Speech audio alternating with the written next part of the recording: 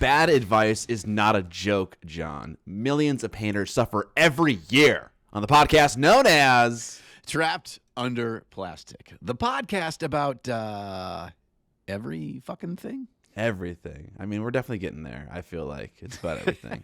We got ducks. We got tendies. We got minis. Yeah, that's pretty much. That's all of it. You got. We're dew connoisseurs. It's about beverages. Yeah. I'm going to talk about beverages in the preamble today. So, we got it. That was a pretty good intro too. Like, I want to know what pharmaceutical I should keep an eye out for on the commercials. That'll help me from suffering from TUP derangement syndrome or whatever it is. Oh, there's nothing to help with that. Let me tell you. Oh, there's no drug. I assume that there would be. If it gets widespread enough, then somebody's gonna come up with something. They're gonna find out that like Botox actually makes you like handle the TUP side effects. So. Mad TUP disease, something like that. Oh yeah, mad TUP disease. That's good. That sounds like a T-shirt. Scott. Yes. Scott, the other day you sent a message out to Vince and I asking about some interesting RPG things, and so I was like, "Oh, Scott's we're getting knee deep back in Star Wars RPG." Is that right? Yeah.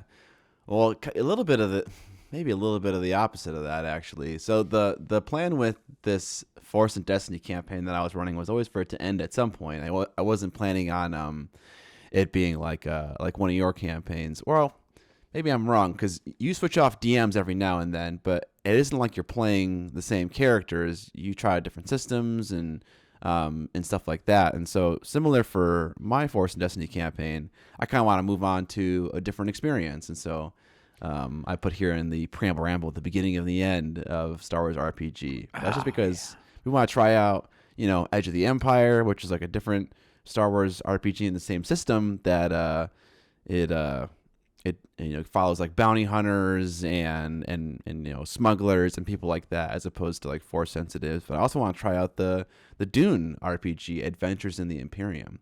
Ooh. And so I've begun planning the last little arc of the final arc of the Covenant. Exactly. Yeah.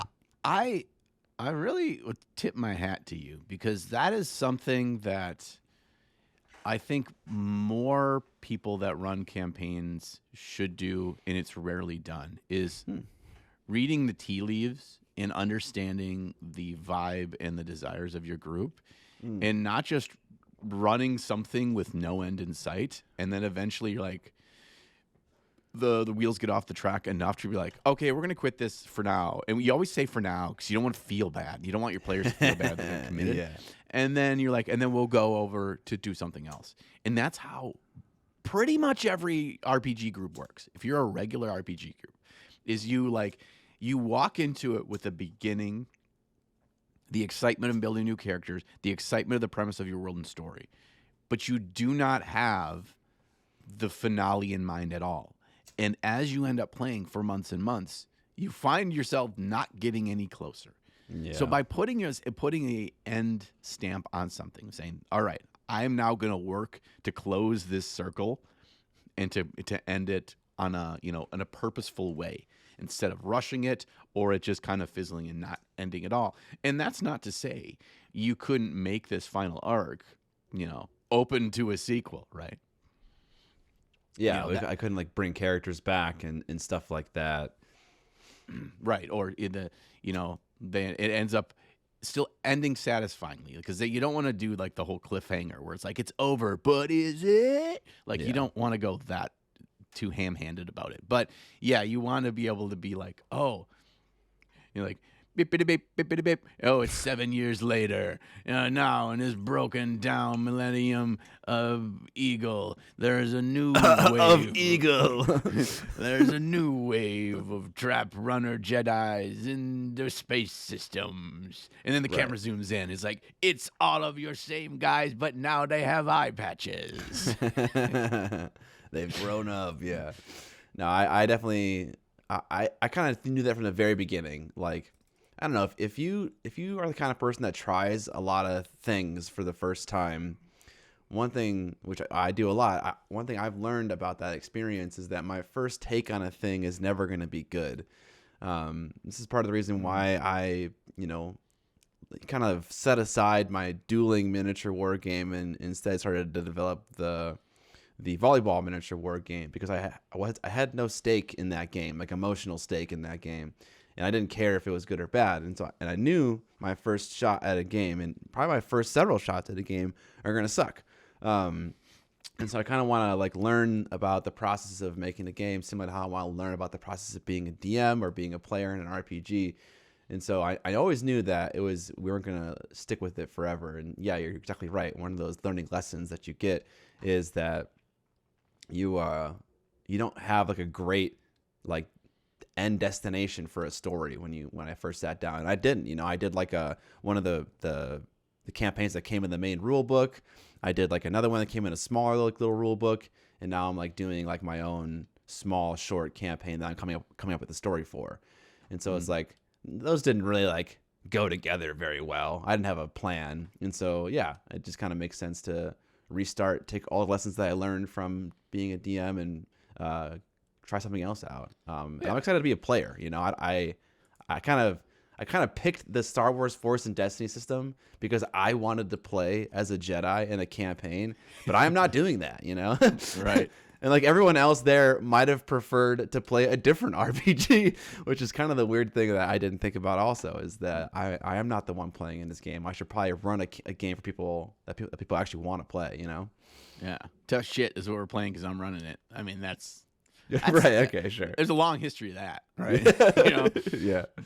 Because being a DM, you both have to be the most selfless person because you are kind of the catalyst for fun for everyone else.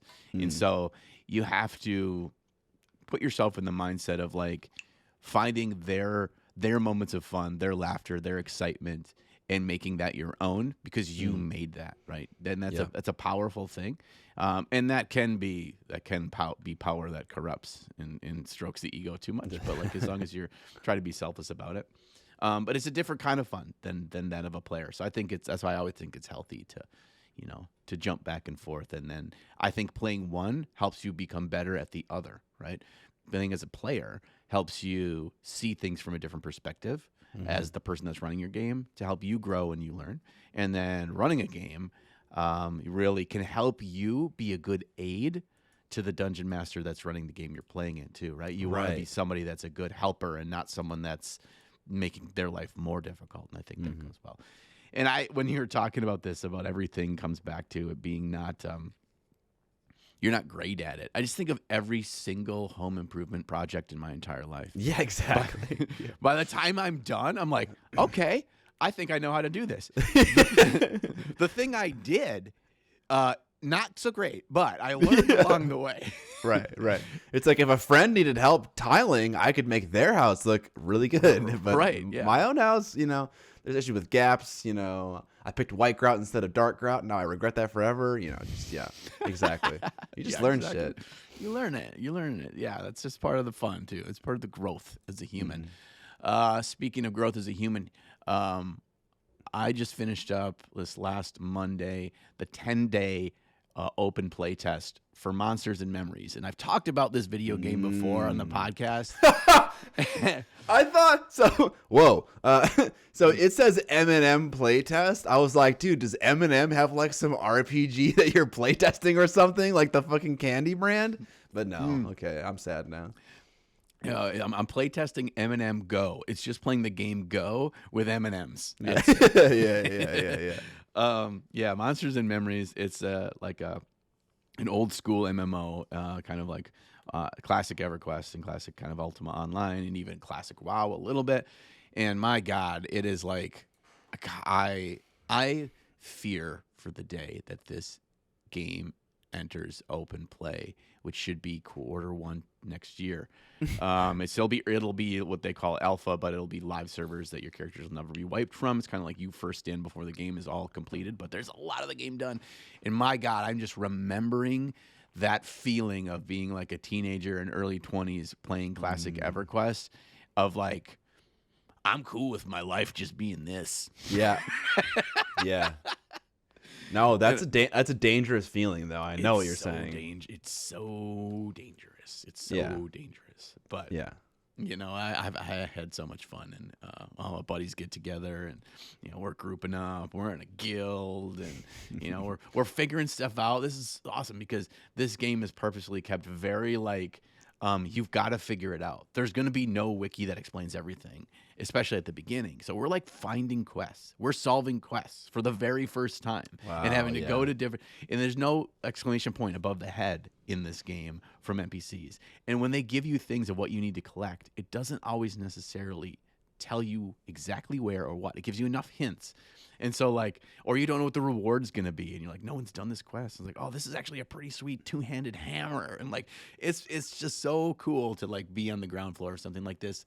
But it is not a game for everyone. That is for sure. I have a feeling you get into this game and you're like, this is plotting and confusing because it does not hold your hand at all. It's either like everyone that's playing this game, I think 80% of the people that I've played with, because you have to like play with other people and you like get to know other people. And I was hanging out with this guy and we were killing this named ghost together for a couple hours, and I found out he's a professional dog sitter, and he goes to rich people's houses and he like goes to their houses and takes care of their dogs while they're gone. He's like, yeah, I got to go leave in a couple hours to go take care of this rich person's dog, but then I'll be back at 8 p.m. whatever. Like, you get to know people. Like you have to like interact as a human with these people, and it's all chatting and with the text boxes, and it's not fucking over your headset, and it's just like it's so archaic. It feels like it's 2001 again, and I freaking love it. All right, I'm gonna quit talking about that.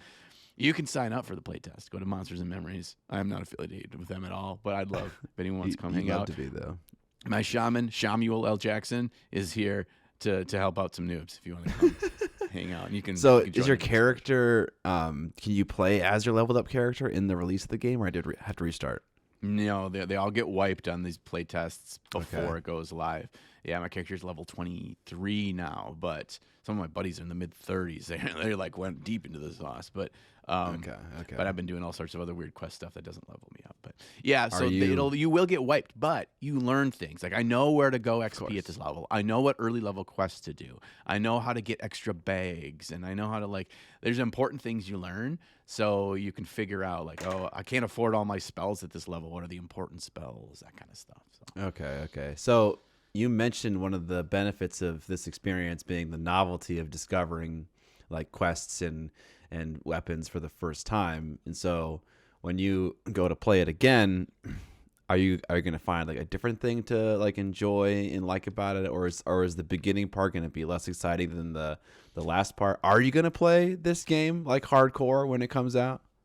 I'm it's gonna be the game that I play. Okay. But I don't like hardcore. I can't really do hardcore amounts, like hardcore rating and all that kind of stuff. And they haven't fully explained what that's gonna look like. But there will be rating and stuff in it because that's always a big part of endgame for these games. But I'm gonna play it. I'm gonna probably just kind of take it at my own pace and try to do things in moderation.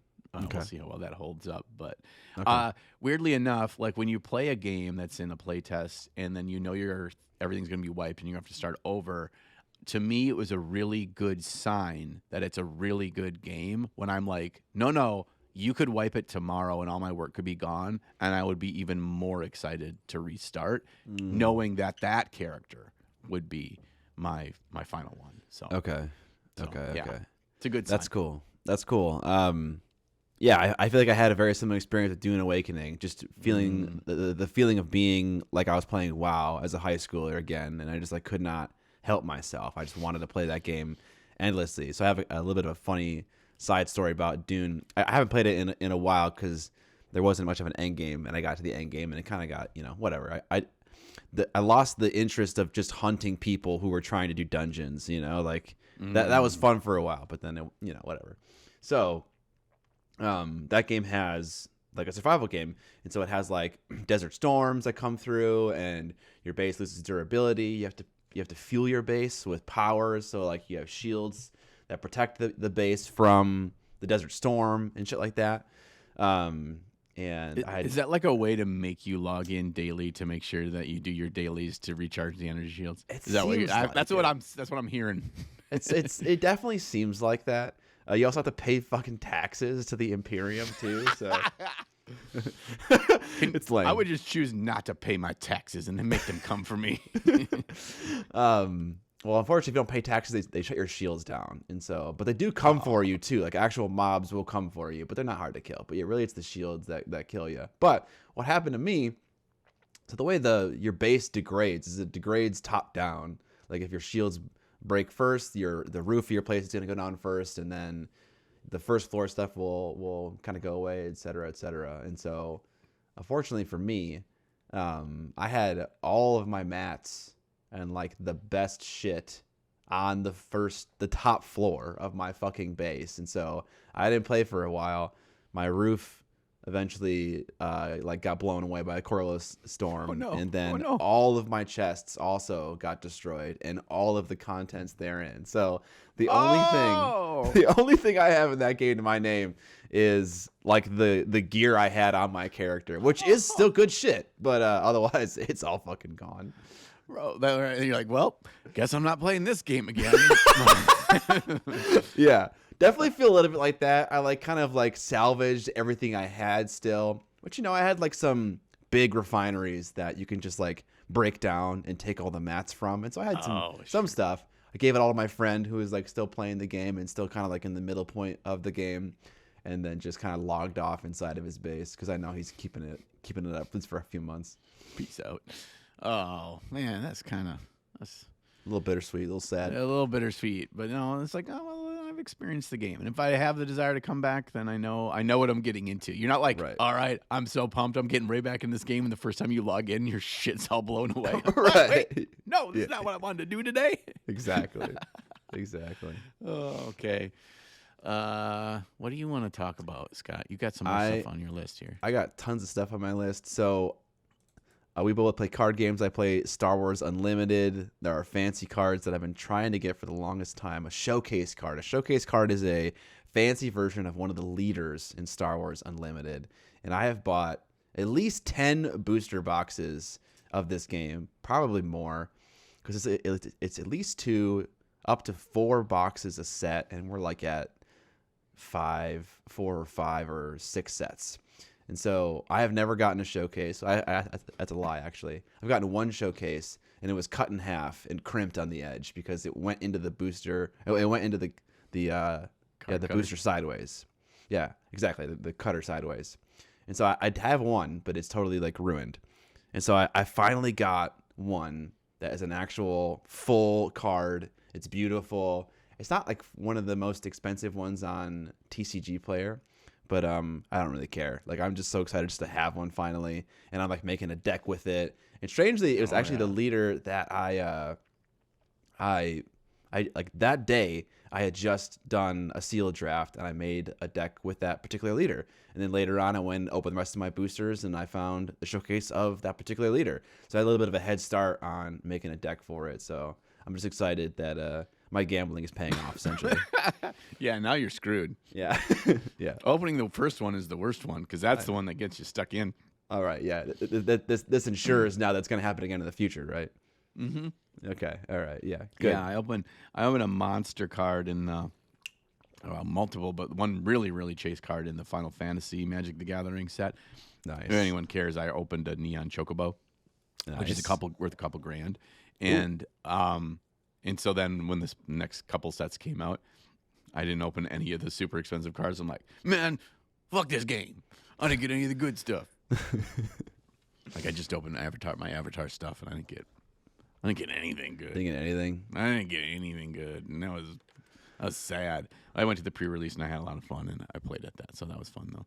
I want to talk about my card game story since you talk about yours. So for my D&D group, one of the people, our group in general, they came into a session recently, and they're like, hey, what do you guys think about doing a Commander White Elephant exchange? And I'm like, all right, tell me more. And so what you do is you will randomly pull out of a hat somebody else's name, and you don't know what they are, and you got to make them a commander deck. We set a price point on it, so you're not spending gobs of money. And then in our group chat, you can give thoughts or ideas for whoever has your names. Like, I'd like a deck that is creature token deck, or I'd like a deck that would be this commander or something like this. So yeah, everybody had to give 3 options. And I immediately was like, I'm going to make the biggest meme version of a deck based on their suggestions. And I'm not going to say who I pulled because he might listen to this and I don't want anybody to know. But then I had a realization last night, and I'm going to need Goody Pee-Pee's help for this. I think one of the key factors for this white elephant is getting the most ridiculous card sleeves possible. So I have their deck sleeved up in the most ridiculous ones. Yeah. And I know there are crazy, really odd, weird meme card sleeves out there. And I don't want big booby anime lady ones. So don't suggest a website that has all the big movie anime lady ones. Now, it can also be a website that you know of where I can get crazy card sleeves that has those. But that's not what I'm looking for, because I feel like that's the easy route, you know? I want something weird. It could be a meme. It could be just something awkward. Like, awkward's a good word to describe the kind of sleeves that I want. So if you know of a place that either does custom sleeves or they just...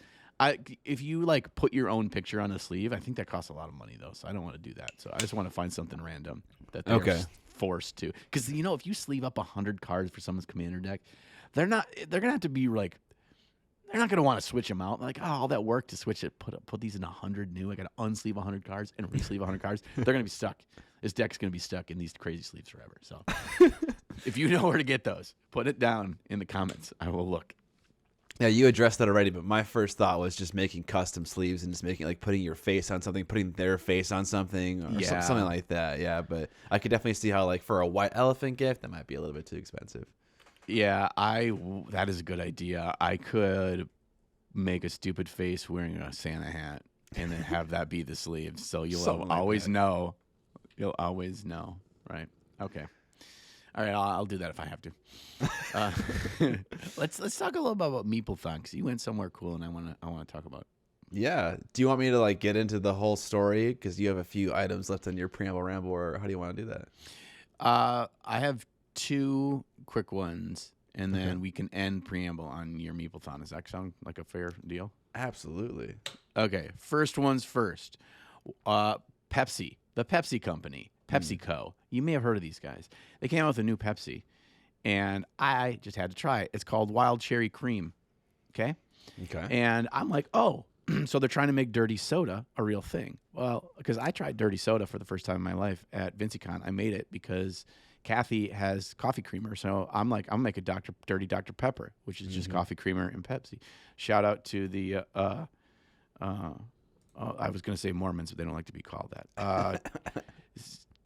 LDS, yeah, Church of LDS. Apparently, it's the big thing with the teenagers, with the LDS community, is dirty sodas. That's how they live it up, live it wild. So I'm like, okay, wild cherry Pepsi cream. This is going to be great. You know what it tastes like? It tastes like Dr. Pepper and BO. Like, does it tell you that, like, the smell of BO is kind of in your mouth? No, it smells kind of just like cherry Pepsi. And then you taste it in the front end. You're like, oh, this is interesting, not bad. And then the whole back end stuck in your mouth flavor tastes like BO. It tastes like stinky armpits. Okay. And I'm like, I got 10 more cans as of the recording of this episode to get through this fucking 12-pack. Because pop's expensive these days, and I got to drink it all. I'm not going to be happy about it. Okay, second thing I want to talk about, cashews.com. All right, there is, you know how in all the movies there's like one big evil corporation that is the problem with the world, right? Like in Terminator or in Resident Evil or whatever. You know, Umbrella Corp. Yeah, Umbrella Corp. Weyland-Yutani. Amazing. Umbrella Corp. Okay, riddle me this. Why is there a company that is taking over this world that we have not heard about until I break the news today? And it's called cashews.com.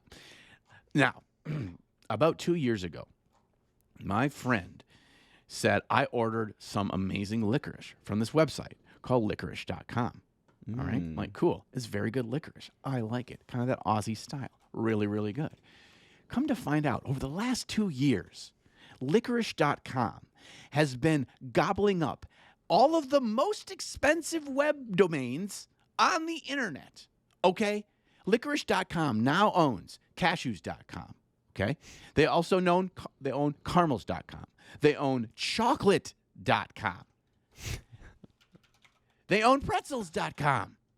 They own how many billions of dollars were spent to get these web domains to sell their mailable confectionaries to your door. And the worst part is they're all amazing.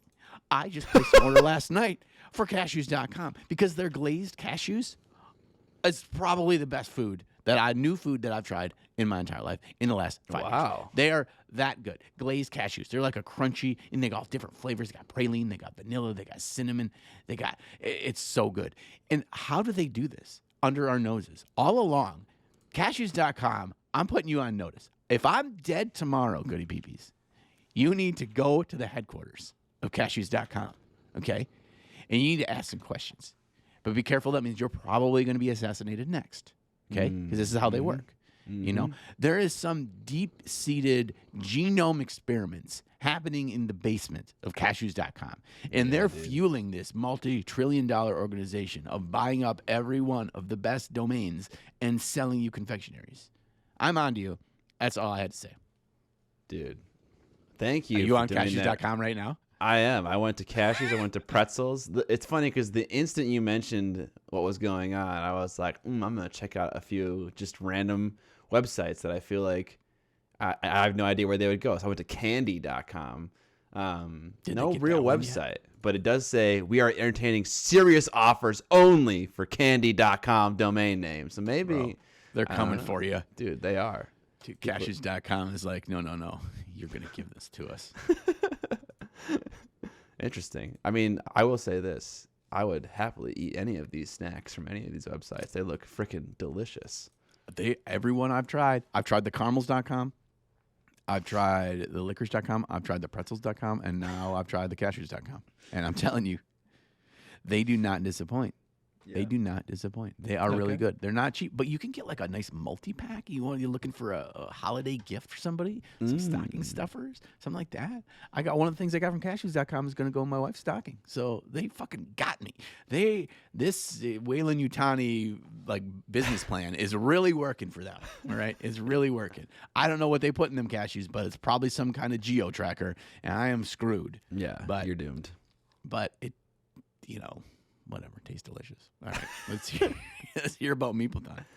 All right, Meeple-thon is in Kansas City. Well, it's actually in Overland Park, which is in Kansas.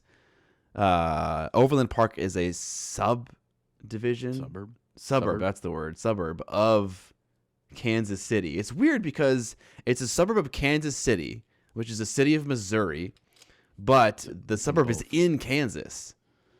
Well, there's Kansas City, Kansas, and there's Kansas City, Missouri. It's a suburb of Kansas City, Missouri, but it is in Kansas. Anyways, just a weird thing. So we drove there. We're familiar with driving long distances. We drive to Wisconsin every once in a while to see our family. It's about a 6 hour drive, and so to Meeple-thon, it was about a 7.5 hour drive. So different sites.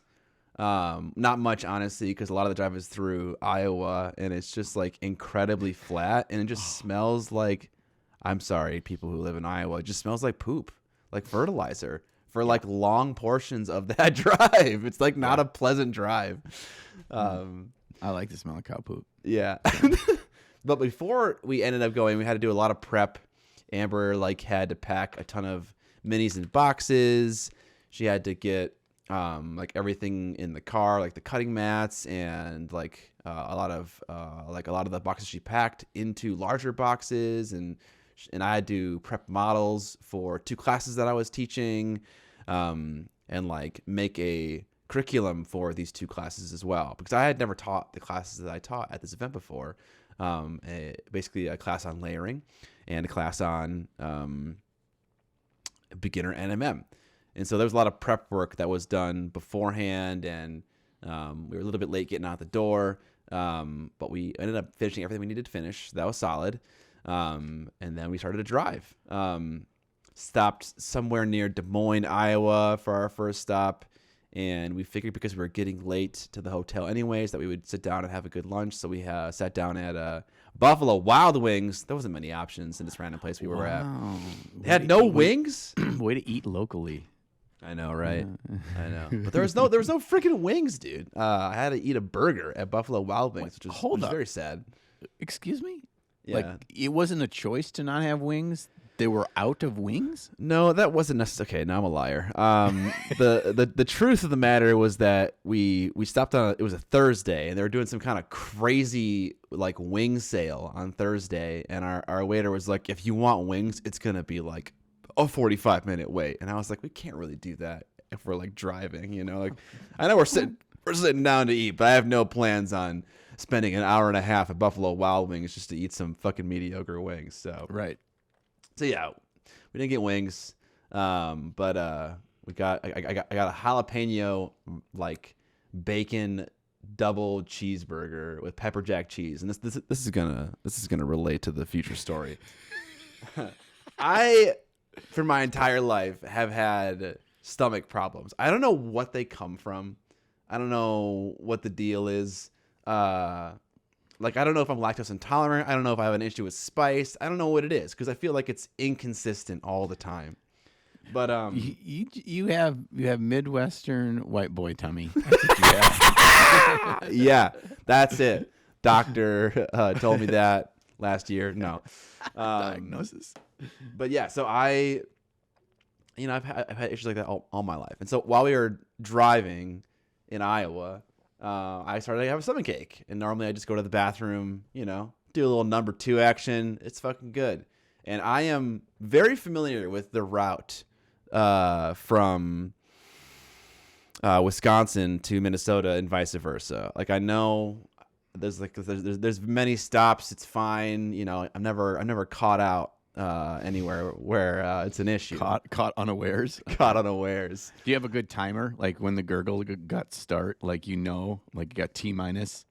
No, I don't have a timer, but like I'm pretty good at like just like pushing it off for like a decent long time. Like I know it comes in waves. It's like I'll get like a stomach cramp and it lasts like 30 seconds and then it goes away and then it comes back and it lasts like a minute and a half and then it lasts like 5 minutes and then okay, so I can sense it coming. Mm-hmm. I hate this story, by the way. All right, here we go. Anyways, yeah, so I'm starting to feel it. I'm like, okay, this is becoming a problem. Like we need to stop to go to the bathroom or else I'm going to shit my pants. Okay, it's happening. And so we're driving straight through, honey. I know. We're in the middle of fucking Iowa. Oh no. There's nothing. Like there's like a stop every, I don't know, 10 or 15 miles.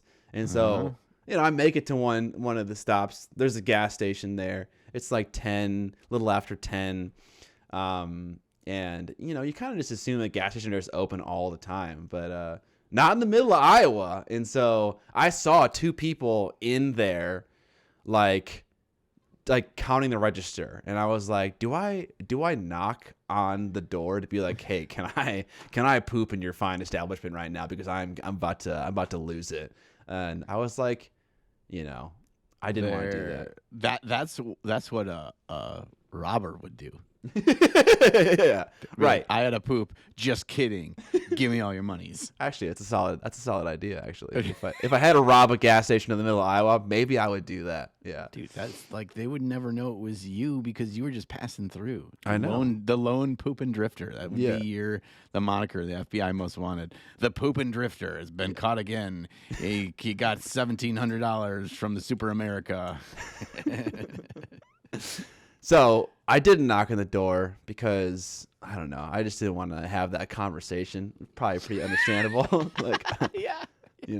I've done that before where like you walk into a gas station and the only word you say to the attendant is bathroom, and like they hand you the key and like you go off somewhere, So I didn't do that. So I got back in the van and Amber was like, what do you want to do? And I was just like, I need to shit. Like, that's the only thing I said.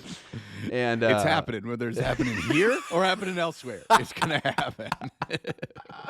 And so I was driving at the time, and so I got in the driver's seat, and I just drove to like the back of the gas station. This gas station had a gravel driveway to get up to, and a largely gravel parking lot. And there was one lone truck, like in the parking lot with his like high beams on. Oh no. And like I like parked behind like a leafless, pathetic tree, just so that I could like hide a little bit. But it was still like myself. It was like in the beams of this truck, you know. And so I don't like. It was far away. It was pretty far away, so I don't think it was an issue. But like maybe he had front row seats to me just, you know, defecating all over the grass, which is what happened, you know. What? So I mean, that sounds like the perfect photography setup for an art piece. For Amber have snapped that picture of silhouette of man squatting. Yes. And you know, the thing is I had to go so badly. I didn't really like think about like the strategy of like how does one poop without a toilet, you know?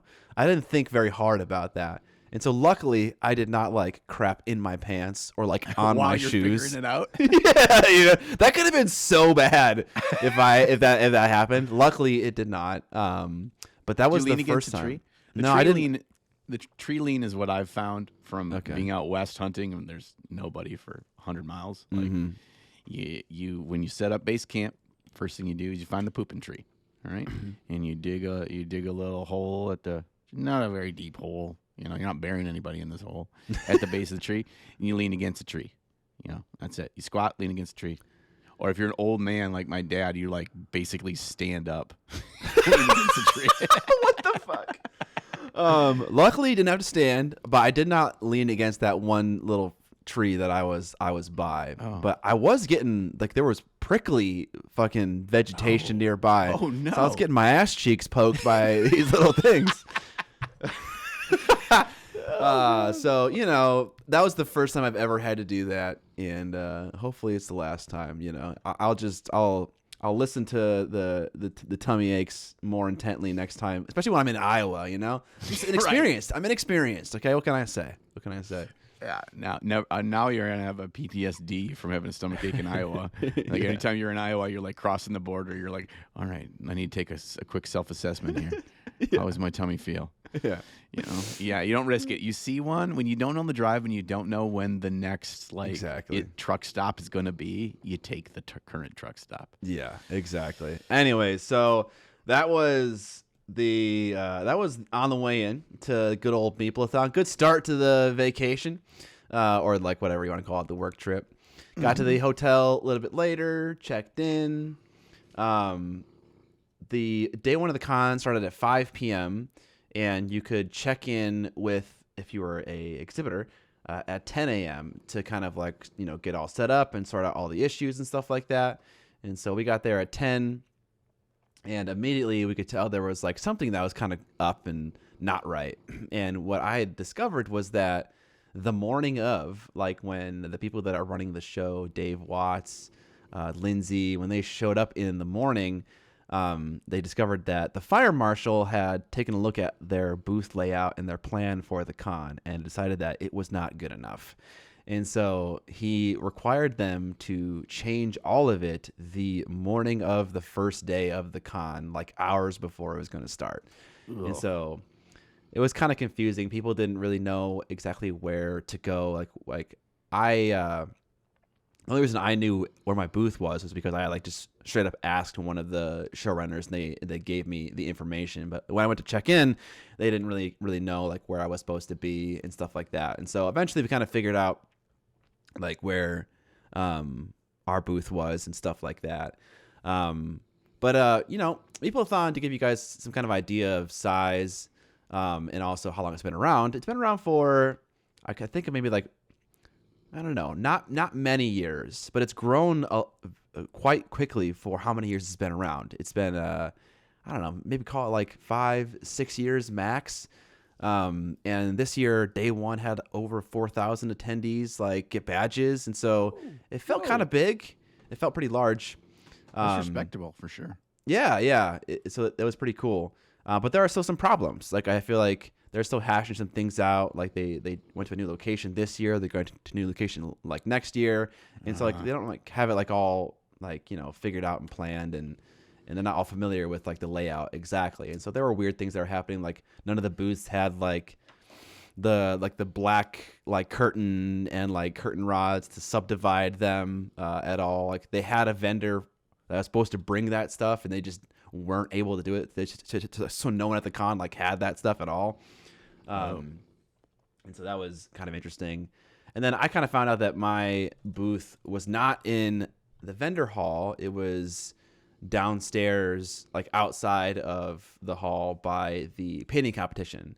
And because I'd never gone to the con before, I didn't really like know like what it looked like. So when the guy was asking me where I want my booth to be, and he's like, "Do you want to be by the competition?"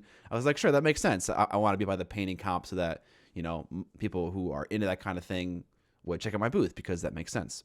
Right. Yeah. But also at the same time, I'm sure, John, you get the energy of like, if you're going to be a vendor, like you want to be like in the vendor hall, like you know what I'm saying? Yes.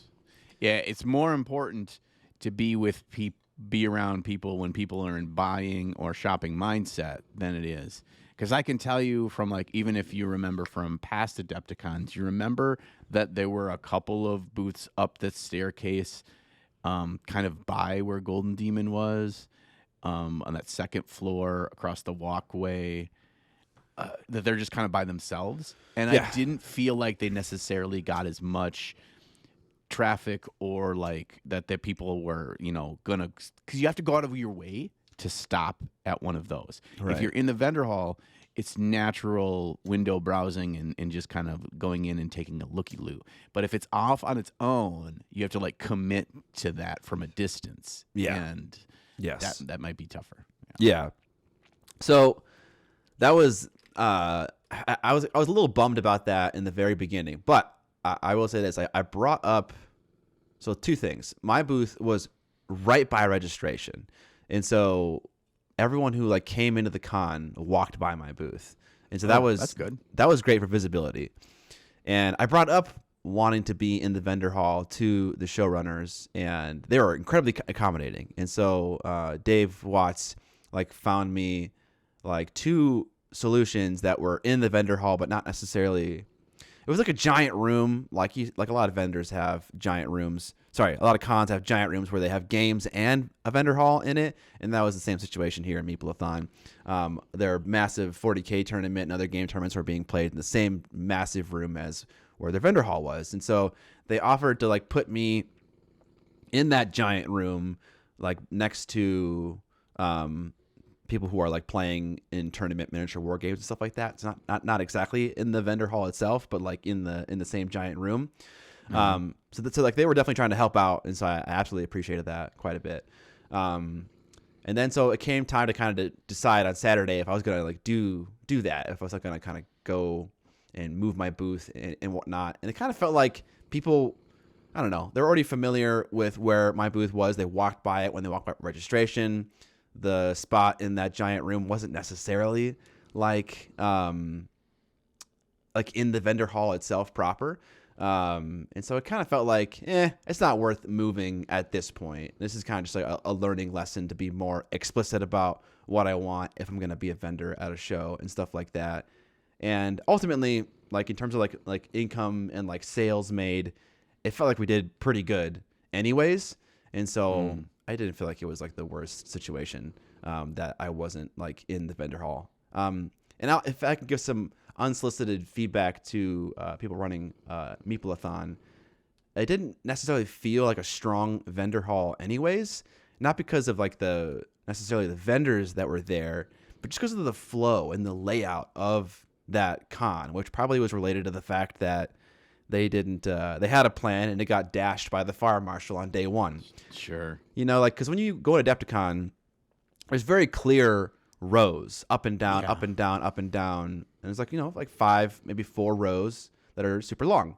And it makes sense. And in this situation, there were like some of that, but also like there were half length of the building, and then like there was another row somewhere else that was like the other half of the building that wasn't like attached to this first row. And so there was some up and down, but also there's a lot of like people that were spread out in kind of interesting, bizarre ways. And so I would say if I had any feedback, I would say get some stronger vendors, go to a show and see who's making the most sales, try to ask them to your show, and then have like a really, really clear delineation between this is where the gaming is and this is where the vendor hall is. And I think that would encourage more sales, more walkthrough, and stuff like that. Yeah. People are used to walking through rows every time they go to the grocery store or every time they go to Target or whatever. And so it's just natural, and you want to continue that kind of mindset, that flow, and it may not seem like it's a big deal, but it's jarring when it's not that way. And you inevitably always feel, whether you're missing any vendors or not, you feel like you didn't get them all. Yeah. Because you get the level of like confusion of like, oh, but did we go down that way? Or like, right. I can't remember. Like it just make it easy on people. Yeah. Yeah. Absolutely. Absolutely. And if they're starting at a new location next year, it's like, oh, that's a kind of easy thing to plan for, assuming fucking Fire Marshal Bill shows up prior. Like, they should be able to submit your layout weeks in advance. Yeah. So you can make changes before it goes to all the vendors and goes out to everybody that needs to have the maps. Right. Ugh. And I can't remember if we said that they did that and they just never got back to them and stuff like that. But yeah, you're definitely right. Assholes. That should happen. God Yeah. damn. I know that Government sucks. workers. I know Yeah. that. Blame the government on this one. Yeah, easy. Easy. How did the classes go? The classes went really great, honestly.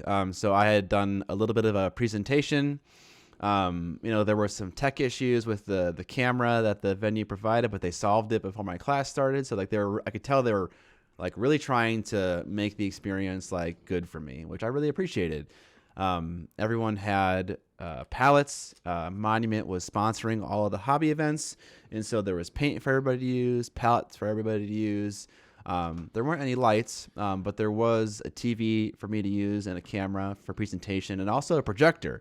But because there were no hobby lights to use, we couldn't turn off the house lights, and that means that the projector was kind of like washed out constantly, and so it was kind of hard to use the projector to kind of demonstrate what I was doing. And so I had a little bit of a presentation in the beginning, turn the lights off, turn them on, and then got into like the technical of what's going on and painting and me walking around and stuff like that. And so the first class I did, which is actually the one that I was less prepared for, was the beginner NMM class. And the inspiration for why I wanted to teach this class was I was in a restaurant with Amber in New York City, and I was sitting there, and there was a disco ball in the corner of this restaurant. And every once in a while, it was disco balling, and it was beaming me in the eye with like a little sun ray from it. And I was like, you know what? A disco ball is a fantastic, I don't know if the teaching tool for discussing NMM. Because like if you think about painting NMM and you think about a specular highlight is basically the point on an orb where a disco ball would just beam you right in the face. Right. And so I like physical things. Like I like to, they help me understand things better. And so what I did for the NMM class was I brought a cardboard box with a hole cut in the top that I could shine one of my movie video lights through. And I brought a bunch of colorful paper, and the paper was used to put it on the bottom of the box, on the side of the box. And then in the box itself, I had disco balls that I would hang, and also the same mini we were painted in chrome, put in the box. And people would come through and take a picture of that mini, and so they could see, okay, like the left wall is causing these colors to appear on the mini. The right wall is causing these colors to appear, and the floor is causing the colors to go here. I use really gaudy colors like green, teal, and purple, so you could see like what the environmental reflections would be on this model we are painting. And then the disco ball also kind of helped to kind of like just make some shapes more basic. So instead of a nice curved smooth thing, you could see like essentially pixels on these shapes.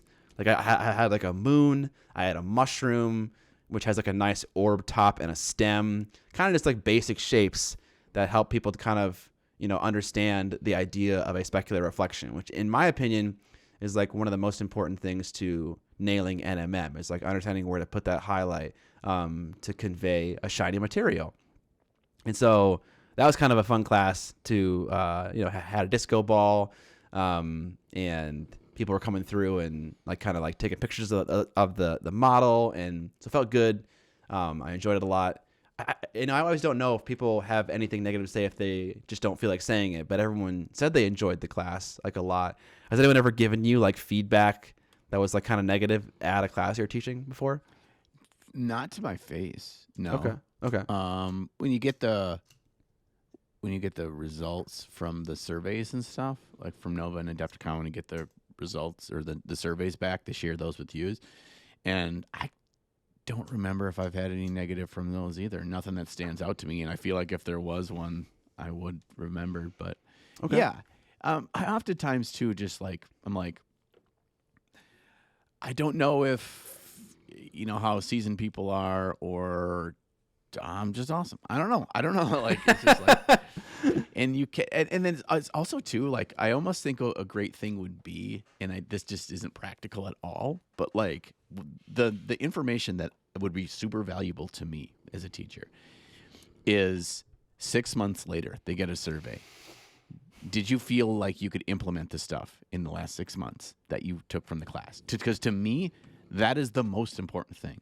Your class can be fun as hell, can be super interesting, can be super engaging, but if you don't leave that class feeling confident to try and to replicate and to repeat, then it was all for nothing, because it didn't actually create change in you, which is the whole point of classes.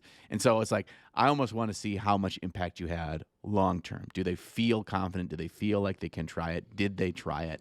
Did they, feel like the class helped them when they did try it? That's what I want to know. And usually the surveys at the end of the con or whatever don't share that, but they do share, do they feel like that experience led them to that? Right. Yeah. And I think that's if you're doing a painting classes and you have a survey, I think that's one of the most important questions to ask is, do you feel after this class that you can go home and replicate or try what you learned in it? Some form of that question. Because sometimes people don't even think about that. And that may aid you as an attendee. And I think if you take a painting class, ask that question to yourself, not just at the end, but as you're going through it. Are you able to learn in a way that things sink in, that you feel that level of confidence? But yeah, I definitely feel that as well. Like I opened the class by saying, so a lot of beginner NMM classes are very technical. Like they're very like, I'm gonna show you how to paint a sword, because that's a thing you're gonna encounter a lot, and like you don't need to understand the theory. You just need to understand like these kind of like little tricks, and you can get a convincing looking sword. And I think that's a great way to approach the idea of beginner NMM. Like I like that. You get people feeling confident, and then they can go out and paint some more swords. But my goal with that class, and what I stated in the beginning, was I want to teach you how to fish. I want to teach you how to be more confident, like applying like this logic to like all sorts of minis you may encounter, which is a bit more of a difficult thing to bite off and for them to chew. But still, so I feel what you're saying. Like I want in 6 months for them to feel like they could, figure it out on their own to a certain degree. That was the ultimate goal with that. Yeah, that combining theory with practical application. Like you have to go over enough of the theory, and you've gone and brought things into a physical realm in your theory discussion, because we're working in a physical medium. I think that's a big aid. So right. It's a really cool idea. I love it. Yeah. I eventually want to make a beginner NMM video sometime soon here, where I kind of go into a little bit more detail and show a little bit more examples. If I could have changed one thing about that class, it would have been that I should have just taken a bunch of pictures of the disco ball, of the miniature in various situations, and had them on the screen showing people, so they didn't have to like walk up and mess with the paper and take a photo and stuff like that. But yeah, that was my first class. And then I did a lot of vending, and the vendor experience was solid. I learned so much. So like the whole goal of this con was to be like, is it worth being a vendor at a show? Like, is that a worthwhile financial investment, like of time and stuff like that? And the way that I always think about it is like, how much do I earn in comparison to a YouTube sponsorship? Because that is a great source of income for a YouTuber, and it's also not that difficult. Like, it takes some hours. You have to, in certain companies are easier to work with other companies, but that is a pretty solid form of income as a YouTuber.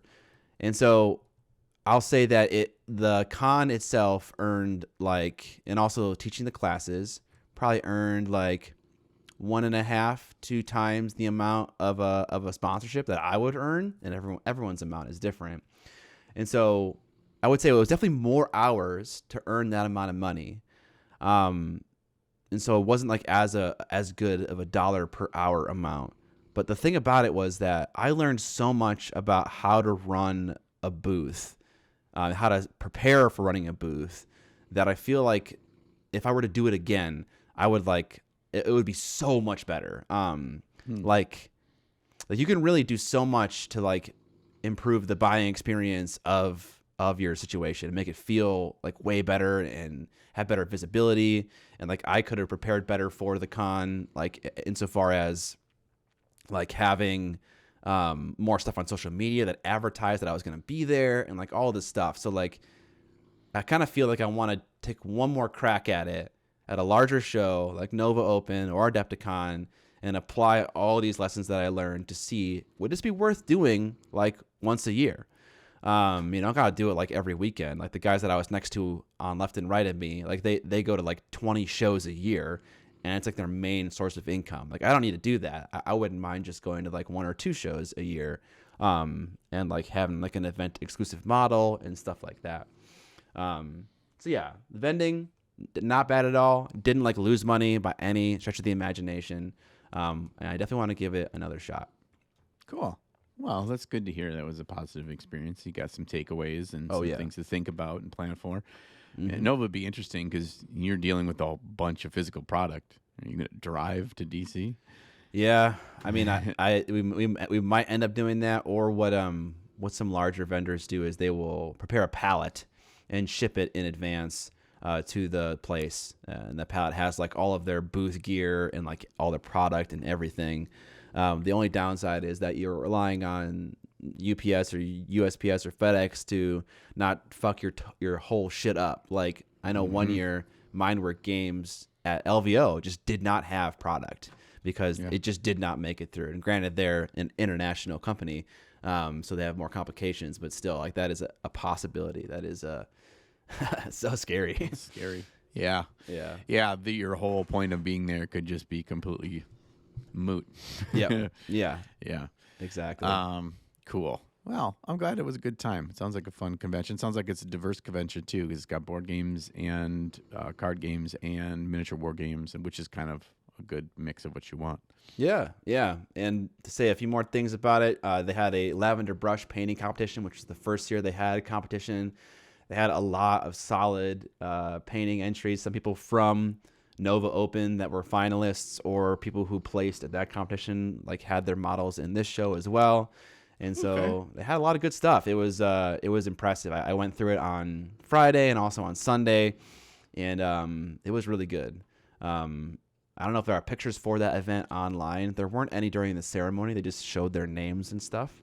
So I didn't know if I could find pics online anywhere, but it was really impressive. And then we also had some great barbecue. We went to Arthur Bryant's, we went to Joe's, and yeah, the Kansas City barbecue is no joke. It was some solid stuff. I would absolutely eat that barbecue again. It was incredible. Was the Arthur Bryant's in a very scary neighborhood?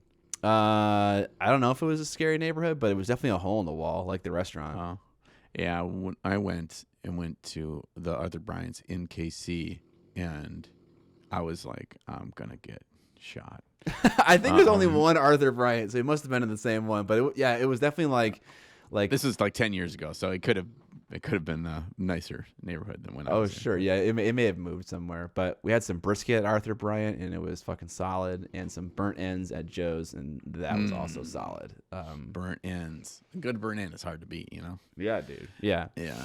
It was solid. All right, let's talk about our TUP partners real quick. These are the companies that we love, and apparently they love us back because they support this podcast and they allow us to make it. So first off, thank you to Redgrass Games. I want to talk about their nippers because clean cuts make for better builds. The Redgrass Precision nippers allow for great flat cuts with minimal marks on your miniatures. Find yours at redgrasscreative.com. And I use these since I got them. It's all I use there. So nice. We also have Steamforged Games on the list of TUP partners, and you can check out their War Machine core rulebook right now, which is up for pre-order. And you can also pair it with their free app, which teaches you how to play the game. They're also doing really cool things with STLs for War Machine. I actually chatted with someone at the event who was demoing War Machine, and they were really happy with the direction that Steamforged is taking this game. So check it out. Next up is Corvus Belli, and Corvus Belli announced Next Wave, and it's a bold new combined army sectorial for Infinity and 5. That's a lot of hard words to say, apparently. But I really am a fan of this faction. Obviously, I'm a big JSA nerd, but like the aesthetic and the design space that they're exploring with this new faction feels unique. It still feels like it's a part of their world. So I really appreciate this, and I might start painting some of these pretty soon because they're pretty sweet. So check out Corvus Belli, both War Crow and Infinity. We also have on the list is the Army Painter. Right now they're rocking some Christmas paint and bundles that have a lot of fun themes like armies you would find in 40K, like orcs and salamanders, space wolves, and imperial fists. But they also have a bunch of other weird ones like a Sam Lens version. Currently there are 26 options available for various collections of paint that you can get that are fun themes. All right, let's crank through this stuff so we can get to our full topic because we are an hour in. So let's talk a little hobby update. As for me, I did 2 models since the last episode. I just finished yesterday. I did a quick speed paint of a space wolf. Nice. And so this was more of I'm kind of just exploring how Space Marines are both the worst models to paint and the best models to paint. If that can make sense, don't worry, I'll explain it. Is that the shtick of the video? Yeah. Okay. Yeah. They are kind of deceptively, incredibly complex and difficult models to paint. And as being the poster child for the product, they're oftentimes the first thing people paint. And so I want to get into like what is the best part of painting Space Marines and what is the bad parts of painting Space Marines, what aspects. I'm not talking about like the shins are the hard part and the shoulders are the easy part. I'm not talking about that. I'm talking about like more of from a philosophy standpoint and from, kind of figuring that out and identifying that will help you in that. And so I knocked that guy out yesterday in like 3 or 4 hours, and I will get better pictures. I just sent you a picture from my phone. And I'll talk about something new. Actually, 2 new things I tried for the very first time on this model. And then I also painted an orc, a 40K orc, for my introduction to building and painting Warhammer video, and just tried a basic 3-step approach for that. My take on a basic 3-step approach and the things to watch out for, the things to keep in mind, the things that you really, what matter and what doesn't matter when you get into this hobby. Okay. And how'd that video do? Fun. Are you getting good feedback on it? Terribly. I mean, the feedback, the comments and everything are resoundingly, this is the best introduction to miniature painting video on YouTube. There you go. But the views do not reflect that. Right. So I feel like this is the kind of video that's just going to get like views for a very, very long time. It's just super evergreen. Is that any consolation for you? Yeah, I mean, I went into this knowing this is probably a 10 out of 10 video. So what that means, Goody PBs from behind the scenes, is like YouTube in the background will show you how your video is performing over the same amount of time as your previous 9 videos. So your last 10 videos, how it's stacking up to those. And 10 out of 10 mean it's the worst out of the last 10. In this, I went into this feeling like there's a really good chance this is a 10 out of 10 because it doesn't actually necessarily grab as much of your core audience to feel like it applies to them. Because in just a title and a thumbnail, if you're trying to really sell that this is a video about introductory to the hobby, you cannot also put a spin on that for more people to want to click it without diluting that very core message of what you're getting at. So I went into it knowing that that's going to dilute. And sure enough, it was 10 out of 10. But yeah, I went into it like bracing, like knowing this is not going to perform well. The hope is that over the next 1 to 5 years, that it just is a constant plotter, right? And it's a constant way of people that are getting into the hobby or newish. You don't have to be brand new to get some value, a lot of value. I personally think I wrote it in that way to get value out of watching it. That's the hope. And that's, like you said, an evergreen video. And then more importantly, my channel up until this did not have a video that is an onboarding to my channel in the most obvious ways. And getting the new people to the hobby into my channel early and then checking out all the other stuff that I've done as they do that. I didn't have that on-ramp, so I'm hoping that ends up working out that way. Okay. Well, that's good to hear. I think the model's painted nicely. Definitely like a more of achievable like paint job. And also the Space Wolf. I like the purple in the shadows. I know it's becoming almost like a signature Ninja thing to have colorful shadows in the paint job. I can see that. It looked great. Yeah.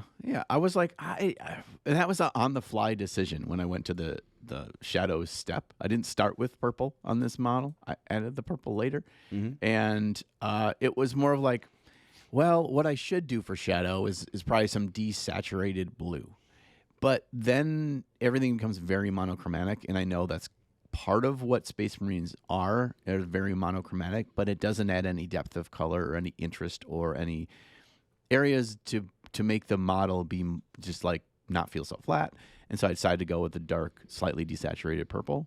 And does it make it look slightly not like a Space Wolf? You could make that argument, but I think he looks cooler that way. So neener. So a painting approach you took for the beginner video was GW? Was it base coat, shade, highlight? Yes. If you had to say what are the steps in one sentence, it would be that, but it is not following the same approach they do. But if you say what are the 3 steps, yes, it is base coating, then doing a wash, and then doing a highlight. Okay. That's kind of I think that holds up over time. The more years we're removed from that was the thing, and then all these other forms have come in, the more that I'm like, this actually teaches you not only to get a 3-dimensional looking model that's got depth, that has those 3 ranges, but it also helps you see how those factors make an impact at each step while you're painting, and then you're open to learning other ways to achieve those three levels. Yeah. Yeah. Okay, that's interesting. I'm always stuck on that. It's like, is this a good thing for beginners to learn? I feel like there's definitely an argument to be made that it absolutely could be a great like way to learn how to paint miniatures as a beginner. I went back and forth from that and the just layer up, right? Right. I actually think layering up from shadow is not a good thing for new painters, because you have to really understand the amount. You have to understand volumes and the amount of volumes to cover in each step, and that is not as simple as we might think. All right. It's fairly complex. You're totally right. And also the other thing that's great about, there's a lot of things that just using a wash helps you with just without you even understanding. But one thing I feel like it helps with a lot is it just, because the wash darkens down your original base coat, it helps you to avoid the issue of, I picked a shadow color and it's way too dark or it's not dark enough. The wash just kind of like picks that base coat shadow color for you, because you can do that 1-2 punch of base coat, wash, use the exact same paint again. And normally that's a good like step up for like a layer. So that's one thing that I feel like, washing can help with, make a lot of automatic choices for you. Right. Yeah, and I think a lot of that is like the just being present and looking at like, okay, here's what the model looks like with just my base coats on everything. Now, when I apply that wash, I get that instant visual change. I see the impact, and I see how that adding depth of color in the recessed areas makes such a big change. And then if you get that idea, if you understand the premise of what that's doing, you've just then unlocked the world of all different things can do that, but you found the quick instant feedback version of that you can then choose to apply in other techniques in other ways as you learn about other things through YouTube, or you test them out yourselves, or a combination. So All right, very cool. I painted a Trench Crusade model. I forget the name of the faction that it comes from, but it's the one that we both liked. I can't remember. It's something with an N, maybe. Antioch, New Antioch. New Antioch. That's what it is. Yeah, it's like one of the leaders. He's got a fun Tommy gun and a saber and a big old shield on his back.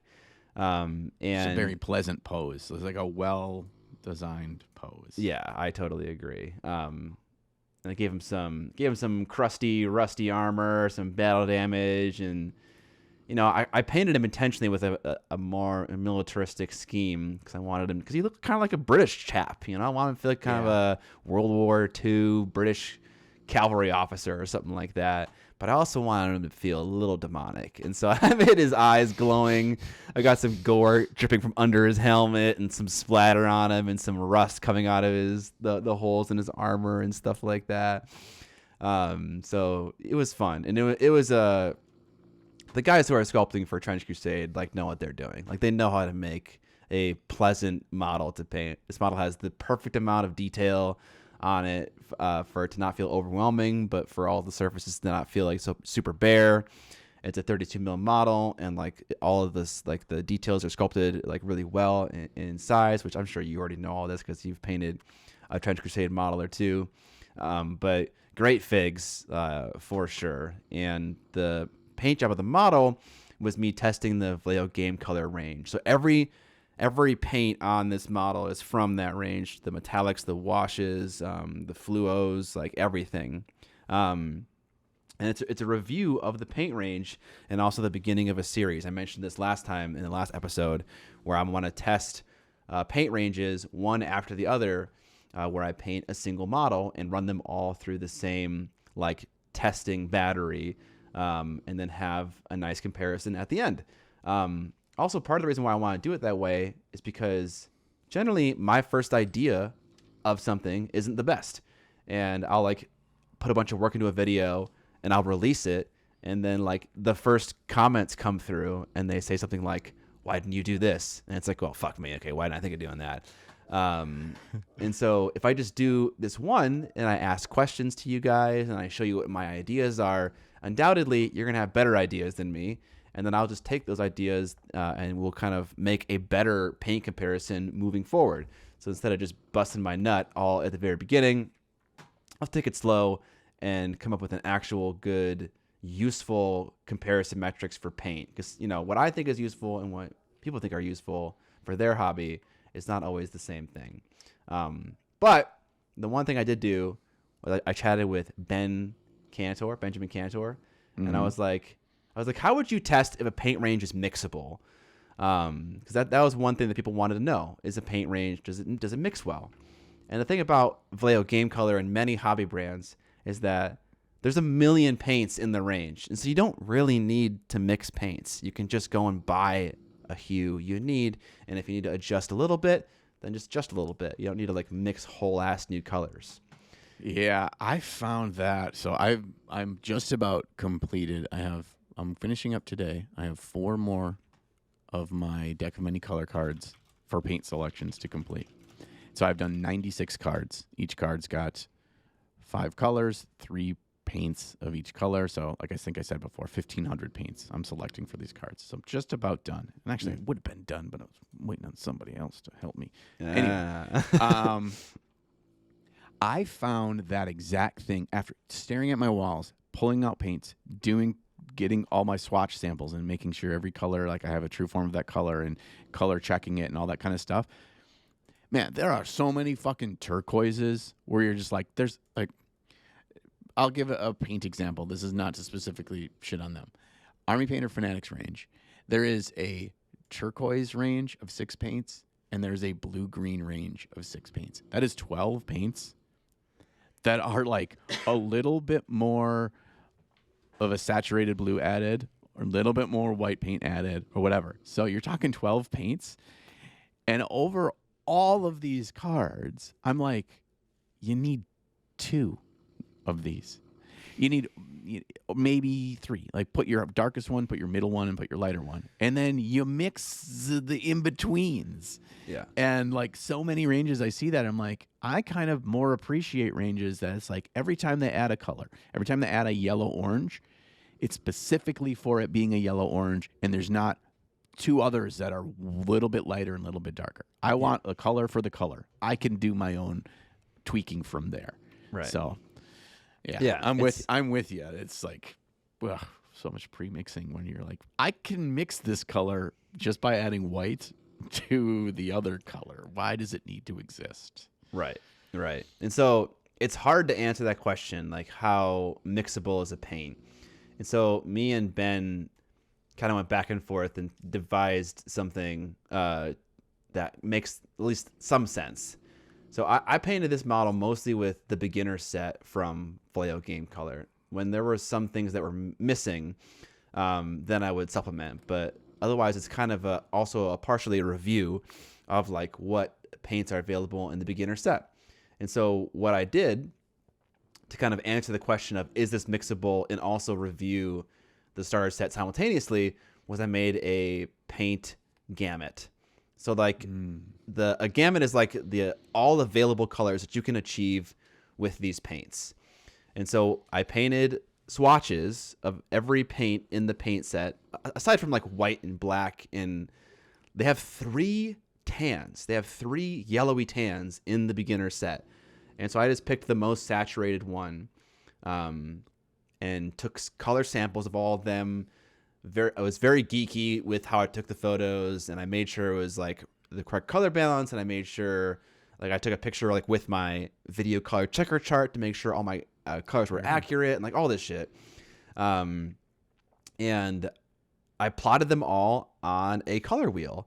And then I figured out the percent of available colors that you can achieve on a Munsell color wheel with the Vallejo Game Color set. And it's like, what is it? It's like 40-something percent, 30-something percent.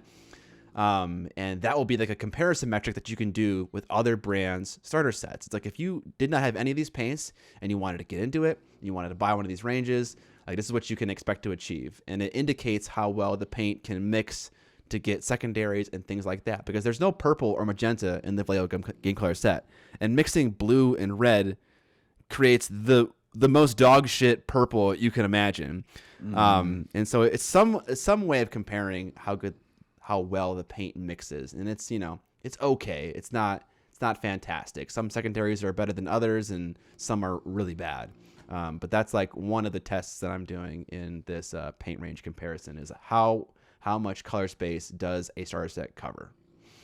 Yeah, you're at the mercy of they added whatever paint, what Right. exact pigment or pigment blend was in that paint that will allow it to be better or worse at mixing. Mm-hmm. Right? Yeah. Otherwise, you're just going to get warm turd for your blue and your purple mix. It's just a desaturated warm turd color. Yeah. Not a pure magenta or a pure like a cadmium red or a pyrrole red or whatever. Like if there's none of that, or at least that's a major pigment carrier within that color, it's gonna be rough. Right. That's an interesting approach of like that is what, because you have to find, I mean, if that's your take on this kind of a video, that you're going to try to find some metric to determine value and worth, and if that you're saying how far you can push the colors in these sets to give you access to amount of color ranges is equating to being more valuable. Mm-hmm. It's an interesting take. I would not have thought of that, but I think it's a fun kind of rabbit hole to go down, and I think people will enjoy going down that with you. I'm curious Yeah. I love this because this shows how we are totally different people that do the exact same thing. That like I would never consider that. Right. And I'm like, wow, I'm glad that Scott do that, because even if I had the idea or someone pitched me that idea, you're like, John, you should do this. I want to do it, but I don't have time to do it right now. I would be like, No. I don't think I want to do that. Yeah. Because that's not like, I love that it's going to exist, but I didn't have to do the work to figure out what is the outcome. Yeah, absolutely.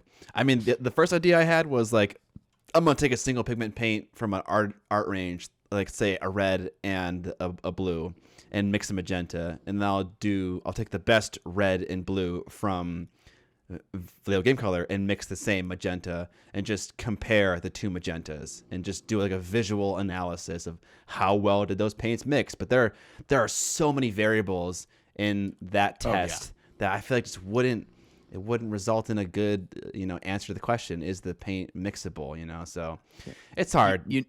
You know it's a bad experiment when you can predict the outcome with 90% certainty before you ever start it. Like, Sure, there's yeah. no miniature paint outside of like doing like a pure pigment stuff like Chimera or whatever, that your miniature paint is going to look like a vast loser every time. Right.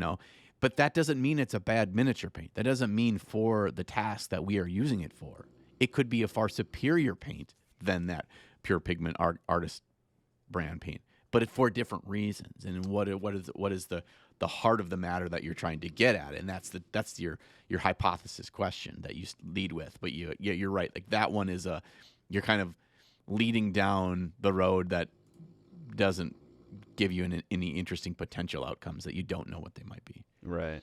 Yeah. But yeah, that was my video experiment, and I got a little into FDM printing as well, with another video that I'm working on, but that wasn't much painting. FDM printing. Mm-hmm. All right, let's do a little mini painting critique here. We've got Cole Westmoreland. I saw Westmoreland, and then I said Cole, so I said Core Westmoreland. So, oh snap! We have this is an Eldar model. This is a Golden Demon entry. Holy shnikes. So this is that indicates the level of effort he's wanting and willing to put into the paint job. Yeah, we're looking at a green Eldar on a red backdrop, some kind of like explosion lava thing going on in the background. And yeah, so that's a nice little plinth going on. All right. I love that you framed this for us, that this is for Golden Demon, because then that gives me free reign to describe this. Okay. Yeah. First things first. The things that jump out to me from a positive perspective. First of all, I feel like it's hard to tell from the pictures the saturation level of your paint here. I'm not sure if it is not as rich and saturated in tone as I'd like it to be, or your picture is just a little blown out. So what I like is you actually have a really good composition here. I like the dramatic pose with his legs at an angle, and you set that up really well with the scene. So that's great. You also frame the model really well with complementary colors, with the green model with the red behind it. Mm-hmm. So my eye is immediately drawn to this piece and it being dramatic, right? And the pose of that model being a very open pose is a good model to choose from that perspective, because you get to see he's not closed off really in any area while still having a dramatic, natural pose to holding a sword, a big sword like that. So from the get-go, that's my first immediate feedback of things I really like. Yeah. Scott. Yeah, I like how, so because there's a giant red explosion going on in the background, he has a lot of red OSL that's on the back of the model. And I really like, this is a personal thing, but I just want to call it out. I like how divorced the OSL effect is from the main paint job of the model. And I like how much of an Easter egg it is. So I feel like that's just like if you could see it on the side of the model and you could see the red backdrop, it would start to mess with what you just said was nice about the paint job, which is how much of a hue contrast there is going on between the backdrop and the model itself. And so I like how it's mostly an Easter egg effect that when you turn it around, you see all the OSL on the back. I like how there's a in a lot of situations there's a nice dark shadow or a dark line in between the effect of the OSL and the effect of the neutral light, the sunlight that's going on in this scene as well. That helps make it look more realistic for sure. I'll say the one thing that's probably always difficult to do with OSL is like getting the brightness right. Like if there's a giant explosion going on in the background, it would probably illuminate the back of the model in a brighter way. But like kind of like, I always say this: if you take the picture of this model and put it in black and white, would the red just look like the green immediately? And so it's this difficult thing of having to like balance like how much brightness am I going to put into this red and how much brightness am I going to put onto the front of the model so that it looks good from the front and stuff like that. But just looking at the red, I want it to be more intense. I want it to be brighter. I want it to get pushed more on the edges of the armor and stuff like that so that it looks like a bright light. I can kind of see it on his backpack a little bit. But in reality, this guy, every part of this guy's body is the exact same relative distance from the source of this light. So it's not like the fact that his backpack is like 5 inches closer is going to make it brighter. Like every part of his body should be like as bright as the backpack and stuff like that. So that'd be my first feedback. Yeah, we could do a full round of feedback just on dealing with this backlight because this is an extremely complex thing and there's a lot of stuff here that from the world of light physics is completely wrong. But that doesn't necessarily mean it's wrong for miniature painting and the story you're trying to tell and the drama you're trying to create. For example, if you look at the red on the very last picture, picture 5. So we get a side shot. And we see how like saturated and pushed that red is on the rocks just behind him and below him. If it's that vibrant there, it should be the full level of his entire back should be pure red. Right. It's also, if it's that vibrant there, it would blow out the front coloration of this model, and it's kind of a neutral light coming from the front. It would blow that out. And in fact, it would probably make the front of this model cast in shadow because that's how bright that back is. And that's not realistic. Now, do I think that's like, if you didn't place, do I think that that's a factor? I think it's a factor, but I don't think it's like the make or break factor. What I would do personally with this is I would pull everything down 3 or 4 notches. I'd pull the red and from the backdrop and everywhere down because it's kind of easier to look at the red moon than it is to look at my model. It's kind of too eye-catching. And so I would probably just like darken the entire back, just like pull back on the darkness level. So it's still there. We still see the cool details or whatever, but it's not overtaking. Okay. So that's one thing. Other thing. We talked about Cork Tower before. Let's talk about Bark Tower. Okay? Slate Rock Tower. Bro, you got Bark Tower going on. And I'm going to be honest with you. You're going to have a hard time placing if it looks like you put 2 pieces of bork. You borked the bark, my friend. You borked the bark. And where you place them, how you place them, the actual composition to adding some elevation changes and showing that striation, you did right. You did it right. That part on the model's left side, our right, when we're looking at it, there's a bit of the rock that's going over the edge that bothers me. That should be flush, like we've got frames in a picture. Cut that off. The other easy thing you do is once you place your bark, everybody does this. You just go out and look up Andy Wardle's stuff from Golden Demon Pieces. When he has his unpainted pieces, he uses the exact same bark you're using, but he does one simple step. He uses putty, probably milliput, something like that, and you build the transition so not all of this is showing and they don't look floating, where the ground feels more organic. And it's not everywhere. You have enough of these little crags and exposed rocks showing, but you're filling and you're smoothing out areas so it feels like a natural terrain and not 2 floating pieces of rock. Especially, here's a minor thing, look at all your rock in your background. Does that look like the same rock as he's standing on? It's the same environment. It's the same mountain range. Why does that rock not look like the rock he's standing on? To choose one or the other. Either that rock should look like this rock, or this rock should look more like those rocks. So just kind of a little thing from a composition from the get-go. It's the reason every year I spend more and more time trying to figure out composition and the base building and making all those decisions right from the beginning, because when you get to the painting, you can get yourself in trouble before you've ever picked up a paintbrush. And I feel like that was done a little bit here. Okay. Love it. One thing I want to comment on that you mentioned about dropping the backdrop down completely. Sometimes you can make something look less bright by reducing the majority of it, but you can still keep a small part of it bright. You know what I'm saying?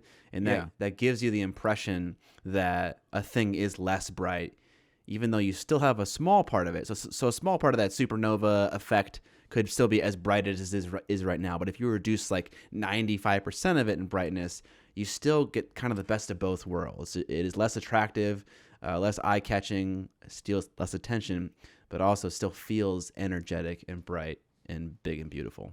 Yeah, I like that idea. Yeah, and in like the clouds and the upward corners of the backdrop, that's weird. You've got a real bright part furthest away from what you want people looking at, which is the model. You framed the halo of that supernova right over his head, which is the perfect placement. We're drawing to the center. We want to always be doing that. And you got those weird brightest parts, lightest parts, not necessarily brightest, lightest parts on the backdrop, furthest away from where you want the eye to go.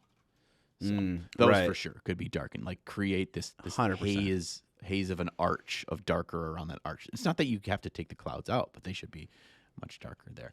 The actual painting of the model, solid, dude. Like, obviously, you should be proud to put this in the Golden Demon case. There's a lot of finicky stuff about like the Terminator shadows that Scott mentioned. I do see some texture build up on some areas, a bit of chalkiness. I don't know if that's the paint. I don't know if it's there's a level of smoothness you need to go back in with more glazes to smooth out. If you built up with highlights with more pure white and they're adding a little bit more of that grittiness to things. I'm seeing that on some of the green as well, like on his right kneecap, the red side of his right kneecap, I can physically see texture. And that's a little bit tough. And then I just think overall crisp definition would be my last thing. You have some definition of edges, and there's so many plates and edges and things, and like that would be my final thing to take this over the top from an execution standpoint, is make those even more defined in all those shapes on top of shapes, ovals on top of ovals. How every one of those is highlighted should all be right in line with the direction of your front light and the angle of that surface. In some of those plates, it just kind of looks like you didn't apply that there for the underneath parts, like on his thighs. So. Yeah. I agree with all that. If the gold on him is supposed to be NMM, it needs way more contrast. That's the last piece of feedback that I will give. It looks like a yellow thing. It doesn't look gold to me. And I think what will help you there is just going darker. I think with gold, you don't need to go very bright with the highlights. There are parts that are brighter, but you can get away with not going so bright. I think what will help you with this model the most is just going darker with your shadows, and that will help the reflectivity kind of pop a little bit more. Yeah. Well, you should be very proud of this piece. I can tell you put a lot of effort, a lot of time, a lot of energy, a lot of thought into it. And I guarantee you walked away a better painter in more things that you're going to be able to continue to paint. That'll be impressive.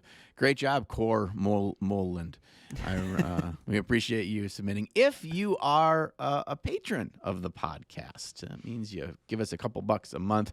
You get some good rewards, and one of those is submitting your models for us to critique here on the podcast. You also get an extended version of the podcast. That's an extra 20, 30 minutes long, and we do the after party where we get into the real nasty stuff. So you get that. What else do they get, Scott? They can submit top topics. Like the Yes. topic today is from a patron. Mhm. So you can submit topics and we'll maybe use your topic. So we appreciate the patrons. You help keep this show up and running. Whoever else keeps the show up and running is our TUP Partners. Scott, tell us about Cobalt Keep. Cobalt Keep is been a fan of our show for a while. We're a fan of them in a big way. We love their magnet bases. I based every single one of my models for my classes at the show and this weekend in Cobalt Keep bases. I love all their magnet accessories, their little display cases that you can use. The handles are just small, little economical things with lovely little stands. Just a great website for hobby materials for a lot of wonderful magnet accessories. Yes. Next up is Monument Hobbies. Scott said that they had a presence there at Meeple People. They're at a lot of conventions, rightly so, because they make amazing miniature paint. They make all sorts of awesome hobby tools. They've got great rattle can primer. I've been using that all the time since I got it, and now they've brought out colored primers for your airbrush. You can prime whatever color you want. And then they've got intro paint set that's coming soon. Bum, bum, bum. Keep an eye out for that. Very nice. Next on the list is Iwata. Iwata is a airbrush brand that has just been around for so long, and they serve just so many different like areas of the airbrushing world. John is showing off his HP CS right now. It's just a brand that's been around for so long, and they've serviced so many like different areas of the airbrushing world. They have so much knowledge about what makes a great airbrush, and you can tell that by how long they've been around for. We love their brushes. I use the Iwata HP BH. Check them out. They're built for artists, trusted by masters, precision tools, no matter your path. HPBH. The BH does not stand for butthole. Next up is Game Envy. Jesus Christ. Game Envy wet palettes. My favorite wet palettes. I love their wet palettes. They also have other amazing tools like their paint lights. They have lights that's got these little like octopus arms, so you can make sure that the light is coming from the direction of your eyes and not just above you. That's a key thing I found out early in my painting career. You want the light coming from over your shoulders, like shoulder cannons, and you can do that at a reasonable price with the Game Envy Lucent Light. Awesome. All right, that is it for our TUP Partners for this episode. Now let's get into the main topic, which comes from Cody Leach, and the question is what's the worst hobby advice that you have heard? So this is a good one. Like Yeah. we did some deep thinking ourselves when we think about the kinds of things that we hear in the hobby with our ears to the ground, and we did a little digging on Reddit as well. There's no better place to find shitty advice than Reddit, actually. Sometimes people give bad advice, but by and large, people give solid advice. But there are also some good threads on like people actually stating their bad advice. So, Right. the first one, let's just jump into this because we got a number of these to do. We've already been talking for an hour and 40 minutes. The first one is don't use XYZ paint brand. So that could be don't use Citadel paints, or don't use the Army Painter paints, or don't use whatever. And this is bad advice. If it's a miniature brand paint, they all work differently, and they all have things that they're better at, things that they're maybe a little bit weaker at, but they all, in their groove, in a painting style, in a painting approach, can be successful. You could take any miniature paint brand that is brought out these days, and you could paint to an extremely high level with it. It is never your paint that's going to hold you back from winning a painting competition or getting better at army painting or any of that. But that doesn't mean that you can use every single paint range the exact same way and expect them all to work equally well if you're just applying them in the exact same approach. And where I usually see this is people's like, well, I've been painting with Vallejo since, for the last 5 years. That's just usually what I use. And then everyone tells me I should try out Pro Acryl. They say Pro Acryl's so great. And I use Pro Acryl, and I think it's terrible. This brand is terrible. These paints are terrible. They're not terrible. They just do not work the same way as Vallejo. And if you're expecting them to work the same way, but just better because everyone tells you they're better, then that's bad advice. So be aware that you have to be a little bit more loosey-goosey when you're trying out a different paint range. Yeah, I mean, just like everything in life, you can't really just generalize one thing with a wide sweeping comment, you know. But that's all the internet does, Scott. I know. Unfortunately, that is sometimes what the internet does. Yeah. One thing I want to talk about is just platitudes. I feel like, first of all, actually, what I want to say first is we were checking Reddit out for like bad advice. Um, Dude, everyone on Reddit on the R mini painting subreddit they're significantly better at painting. I just was going through all the posts, and there were so many posts from people I'd never heard of, or I didn't know their usernames, or didn't know their Instagram name, and they're just incredible painters. Which is kind of also supported by the fact that I went to Meeple-a-thon first year they're running their competition, and there are there are just incredible paint jobs at this first year show. So man, all this to say, the hobby community is just getting better and better year after year, if that wasn't already obvious. But let's talk about some shit advice. I want to talk about platitudes. So like just shit you hear all the time that obviously is good advice, but requires more information to be actually useful. One thing I'm always so annoyed by seeing is people telling other people to drill their gun barrels out. Like, that's not an important thing. Like, whatever. I don't care.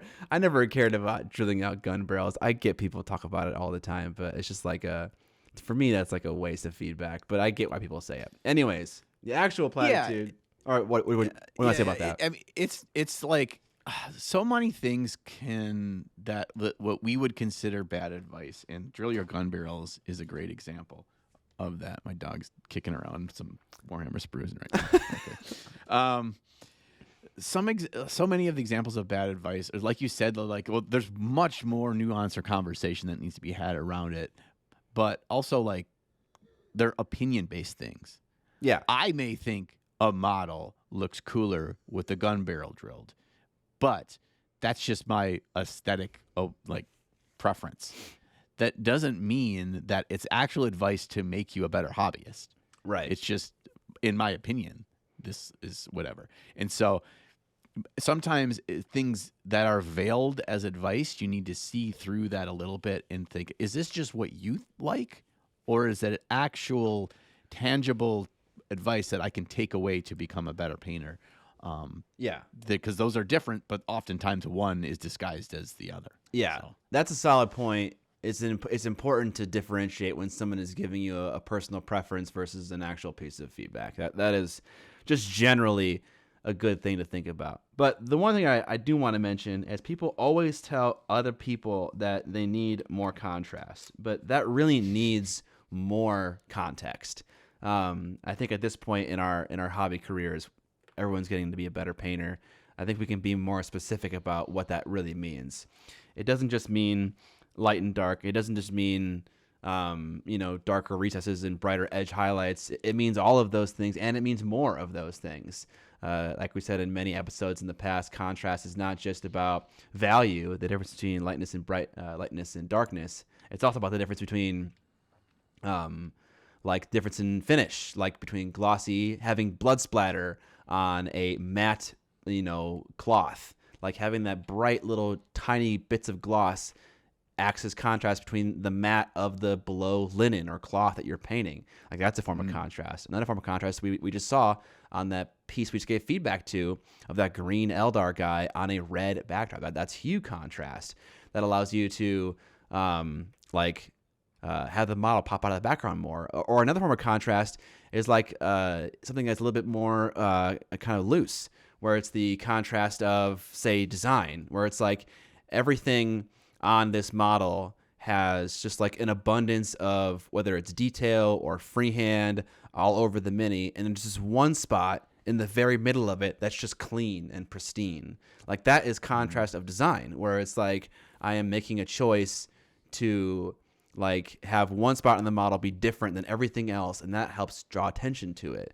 Like there's just so many ways that contrast can be interpreted. So whenever you're giving that feedback, I want to press you to be more specific. Like, what type of contrast do you mean specifically?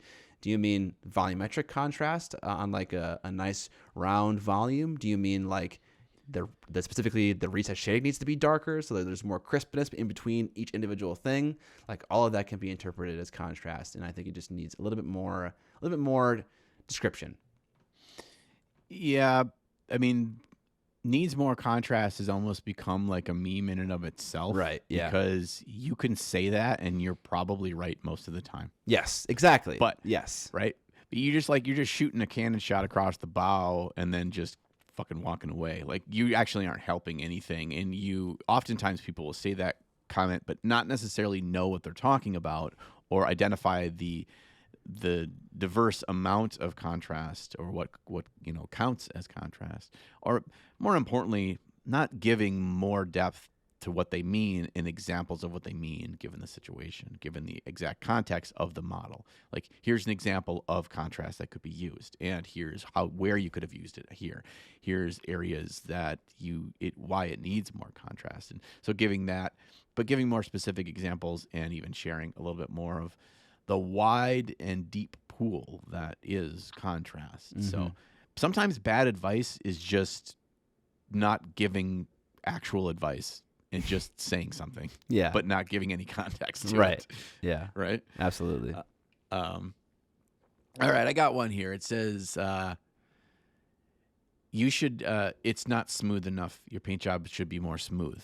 Which basically you're saying is smooth paint jobs equate to better paint jobs, or smooth paint jobs equate to better quality painted miniatures. In the country of Spain would like to have a word with you for those of you that make this bad advice.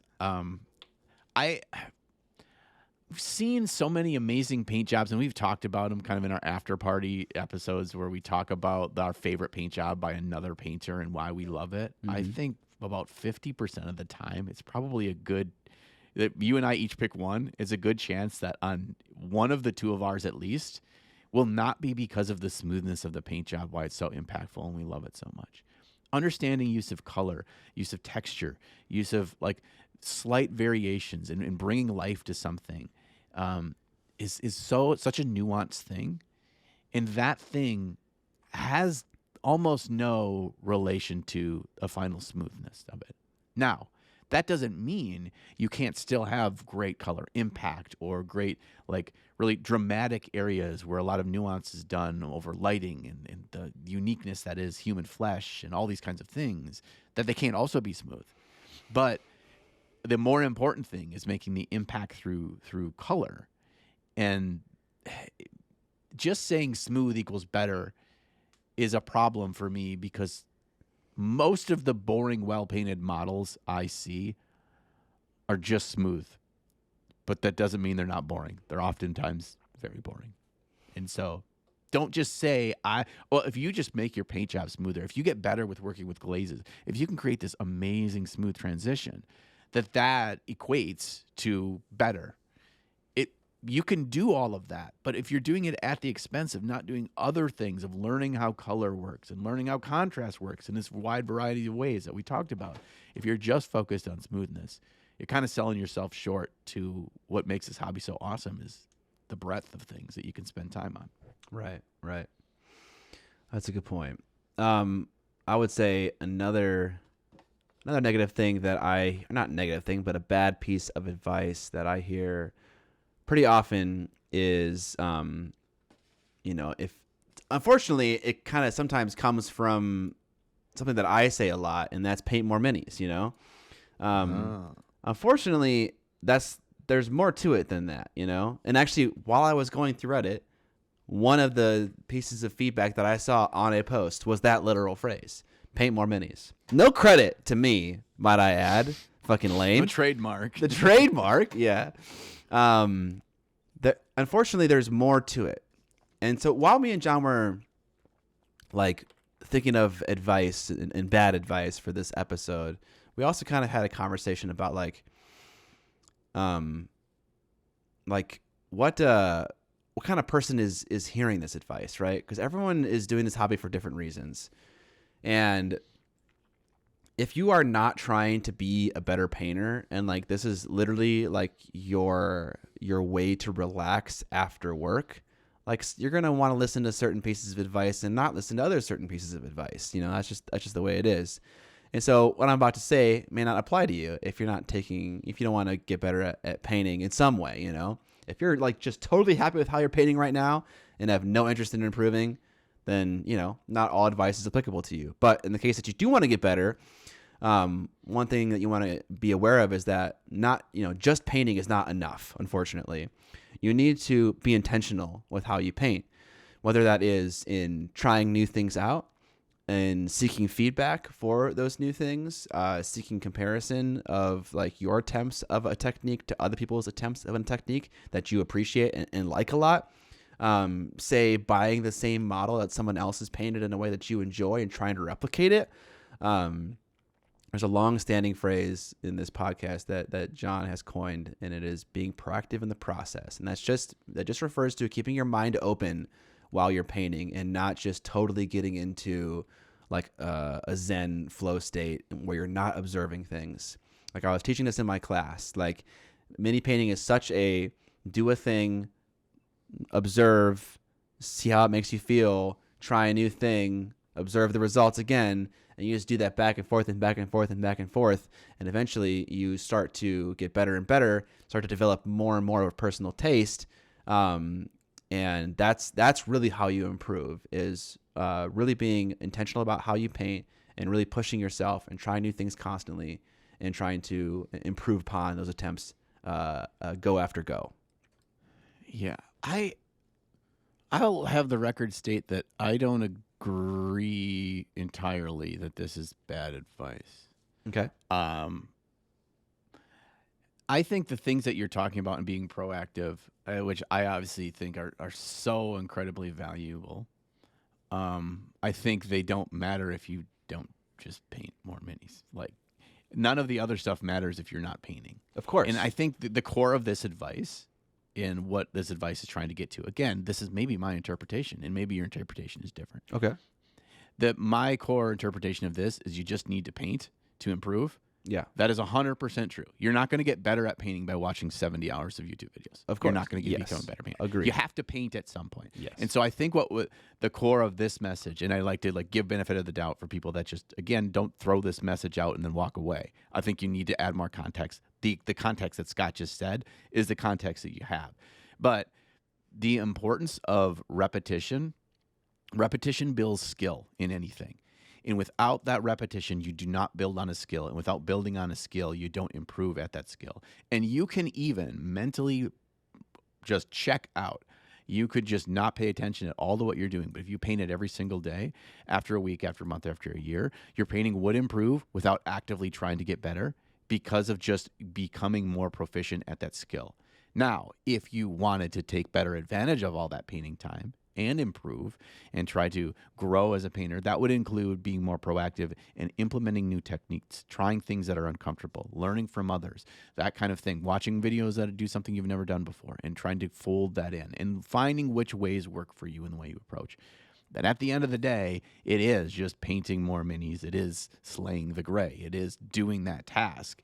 But the general statement of you do this one thing and all roads lead to Rome kind of situation is not exactly true. So they did not get the nuance, what you talked about earlier on in the topics as we broke this down, is there is a bit more nuance to it.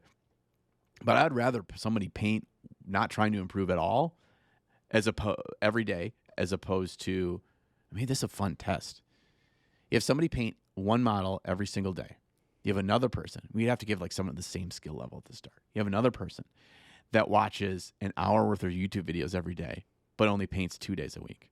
After a month or after 6 months, who's better? It's going to be the person that painted every day. They could have watched no videos. Man, yeah, if they watched no videos, maybe that would be tougher. I don't know the answer to that. But I think I'd rather be the person that painted every day than the person that painted 1 or 2 days a week and then just thinking that absorbing everything is going to make you better. Absorbing does get you better set up for when you do sit down and paint, though. You're like, okay, I watched the thing and saw the value and importance of glazing and shadows, or watch Scott talk about how layering works and that kind of a thing. So when I do sit down, I'm getting more out of my hours because we only have a limited amount of hours we can paint in our life. So you're getting more out of your hours of painting. So I guess in that regard, getting the most out of your hours of painting, because none of us can paint 12 hours a day, every day, getting the most out of your hours is very, very valuable, which is probably going back to the thing you talked about, just the water level rising, and people at Meeple-a-thon and people at Reddit, the quality so much better, is because people seem to be able to make more out of their hours because of all the resources available. Yeah.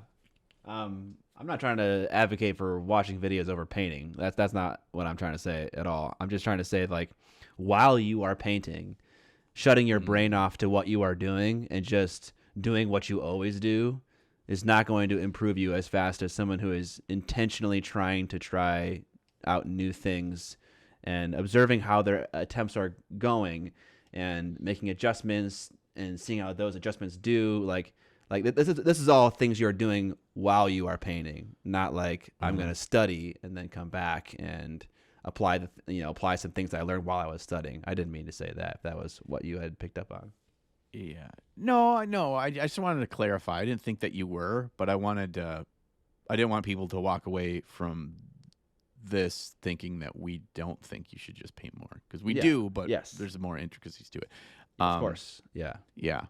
But I had something else and I completely fucking lost it. Went off the top of the back of my head. That is me all the time, dude. Must not have been that important. I thought of it. So one thing is if you're just like painting without being active in it, what happens is you get to a stressor point, or you get of a pain point, or you get of where this thing, what I'm doing is difficult. It is not intuitive. It feels awkward. That is when learning is happening. And it doesn't work out well. If you are just kind of like painting for the fun of it and you're not trying to improve, you're not trying to get better, you avoid those things. Or you find yourself in those situations and then you don't go back in that situation. You experience it one time and you back away from it. If you are willing to go through, the difficult terrain of that learning process, you will come out on the other side of it better. But it is putting yourself in an uncomfortable position, right? It's just like if you want to become stronger and more fit, you have to go through the uncomfortable, stressful, like running your first mile or jogging up a hill or lifting weights. It's like it's rough the first time. It feels like I'm putting myself in an uncomfortable position, but you have to do that for the long term of your health, and you have to do that with painting too. So be okay with living in the uncomfortable muck for a bit. It's worth it. I appreciate the difficult terrain reference. Love a little bit of hobby in there. It's good. It's good. All right. So my next one. Oh, this one might be slightly controversial. The bad advice I've got for you is the more hours you put into a painting project, the better the final product will be. That advice assumes that more is always better. And that assumes that every one of us could get to the same level given infinite hours. And I don't believe that's the best use of our time most of the time. I think that where you can get to like your 80% level, you'll continue to get what 80% is to you will get better over time, or my 80% a year ago, I can now get to in half the time. So you're getting better. The final bits to push to the best of your abilities, that last 20% or 10% can take so long because it's all refinement and it's all thin glazing and it's all pulling everything together and it's all slight little tweaks. And those things can take a ton of time. But at a certain point, the 80% of work that you did to start the project is there, and you can't wholesale change that, right? So continuing to just put more and more hours into a single piece, at some point, the diminishing returns are so grand that it is not worth it. You're going to end up with a better piece if you painted another model from that unit from the beginning again, and the last one you did will make you better at this one, and then the next one, and the next one. So just putting more hours into something, at a certain point, it doesn't make it better or so much less better that, that it's just like, that doesn't mean that we can all be, Kirill Kanav if we just had 1,000,000 hours. Mm-hmm. I don't think I could paint for 1,000 hours on one piece and have it look as good as his. I just don't think I could. So it's like, don't always feel like more equals better when it comes to time. Yeah. Just keep that in mind. Perfect. Another great one we found from Reddit actually was using a tiny brush for tiny details like eyes. You really don't need, using a tiny brush is totally fine. You can absolutely get away with using a tiny brush, but really what you want is a brush that it has a very, very sharp tip and is a little bit bigger actually. A little bit bigger of a brush has a larger volume for moisture in it, and what you'll discover is that when you're using it, the paint on the very tip of your brush dries out less fast. Not as fast, because it has more volume of moisture in it, keeping it wet for longer. So sometimes, however, it's hard to find a brush like that, and it's easier to find a brush that's just simply small. And if you can make it work with drying retarder and stuff like that, then by all means go for it. But for the most part, you don't want tiny brushes. You want big brushes with ultra sharp tips. Yeah, that is a great one. That is a great one. I think most of us have fallen into that. I don't think I've picked up a 00 or a 000 in years at this point, because every time I went to use that to dot an eye, I'm like, oh, the paint is inevitably dried in the 2 seconds from when I put it on the brush until I quickly went over to touch the model, because there is no, the drying time is just so incredibly fast. If I end up having to use one of those tiny, tiny brushes, what I like to do is use ink, because ink doesn't dry as quickly. But by the time if I thin the paint, then it won't dry as quickly. Or if I use retarder, it won't dry as quickly. And then guess what you did? You diluted your paint, and then it's like, I got that perfect little eye dot on there. Well, it fades fucking semi-transparent, and then you got to do it again 2 or 3 times over the same spot and not screw any of those up. I'm happy if I don't screw it up on the one go. You're asking me to hit the same little dot 3 times in order to get transparent? Fuck that. Yeah, a bigger brush with a sharp ass tip. That's what we're looking for. Yep. Another one that I think with the advent of the specifically the Artist Opus dry brush set and Byron is the age-old advice that before you put your dry brush onto your model, you wipe it all off on your paper towel. And that's bad advice, because that soaks up all the moisture that's on that dry brush. And then when you put it on the model, it's all chalky as hell. So use it on a non-absorbent hard surface, like, I don't know, whatever. Your hand, your fucking piece of cardboard, a piece of, I don't know, particle board, anything that's not going to just soak up. You don't want a soaking material. Okay. One advice so I feel like people in the hobby love to collect tools, and not everyone in the hobby, but some people do. There's a certain kind of person who loves to acquire gear. And that same kind of person is the same kind of person who likes to make their own airbrush thinning liquid. And I fell into that trap for a long time, where I was mixing my own airbrush thinner. And then I was like, I'm just going to use one that's made by Vallejo, just to see how it is. And it was so much better. It was so much better than, some kind of. There are so many fantastic thinners on the market. John's showing one right now. Tamiya X20A. Is that what you use? Yep. Since the day I use this, I will never use anything again. For an airbrush, you use that? Yep. This is my thinner that I use for airbrush. I should give that a shot. For acrylic. Okay. I'm gonna try that next time. I've used it for Tamiya's white and stuff like that, but not for just any old acrylic. But anyways, I just use. I use whatever I have on hand, which often is going to be either Scale 75, Vallejo, or AK Interactive. I've owned 3 of those bottles for my entire hobby, or also Army Painter, and I just grab whatever one is closest to me and I use them, and they all act the exact same fucking way.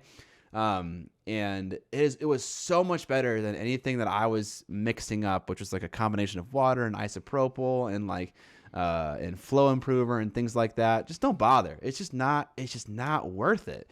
just go and buy a pre-made one. No fuss, and it just works great.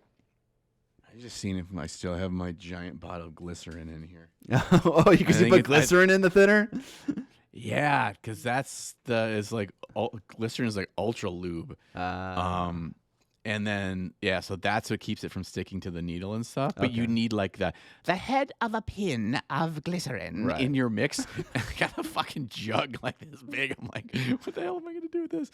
Yeah, that's how you can use that stuff to make your own wash too, because it kind of like slides over everything. I think that or a similar compound is why so many of the washes are glossy, because it does have a bit of like a shine to it if you have too much of it. So. Okay. Anyway. All right, the last one we got here is maybe a little bit controversial, and again, there's more depth to it. And I hear this a lot. The advice is, don't compare your work to others. You are your own butterfly, and you just worry about you. Now. Okay, let's fucking go back a bit. If I didn't know how awesome these painters are, and that it's possible, and that Andy Warhol existed, or that Vince Venturella can paint with an airbrush so incredibly smoothly. If I didn't know that, I don't know what the ceiling is. It's like painting in the 90s or the 80s. You only have the understanding of what's possible by seeing other people's works. And the only thing that you could see outside of if there was a good painter in your local store, was maybe a white dwarf.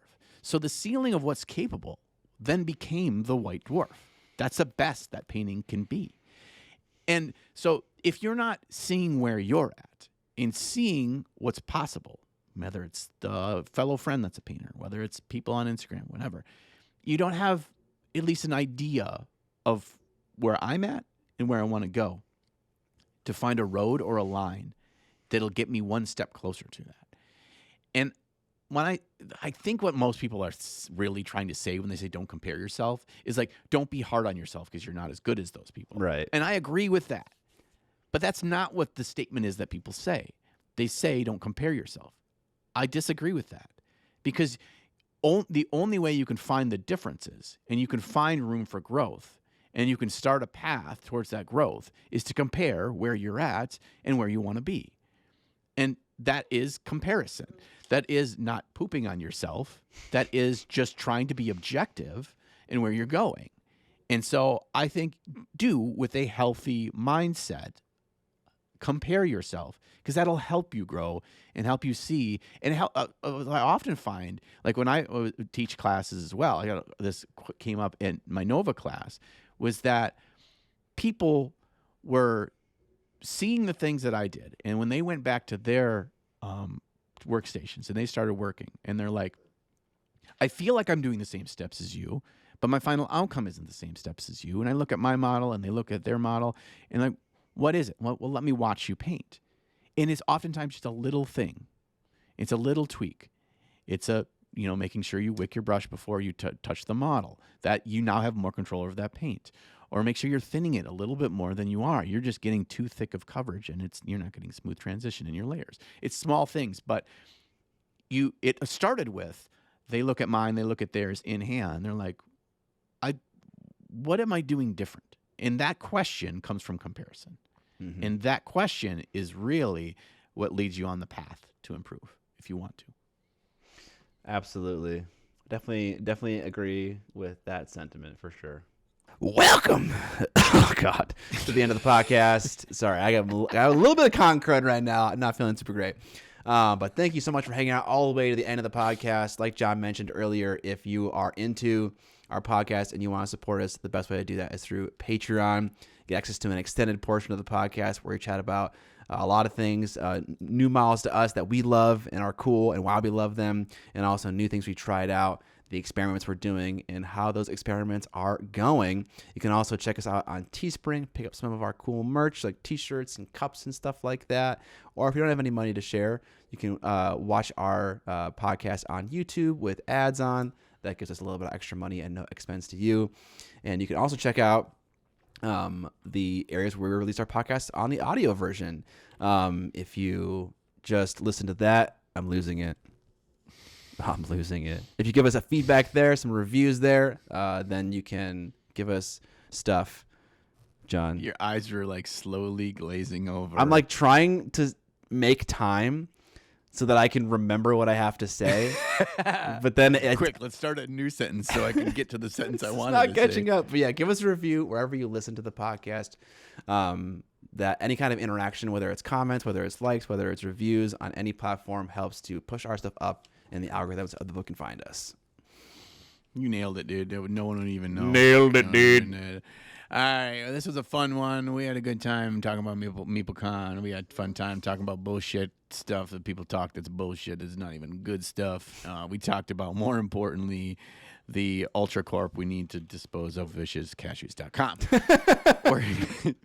We are going to be back in 2 weeks with another 2 episodes. Until then, we catch you on the Flippity flop.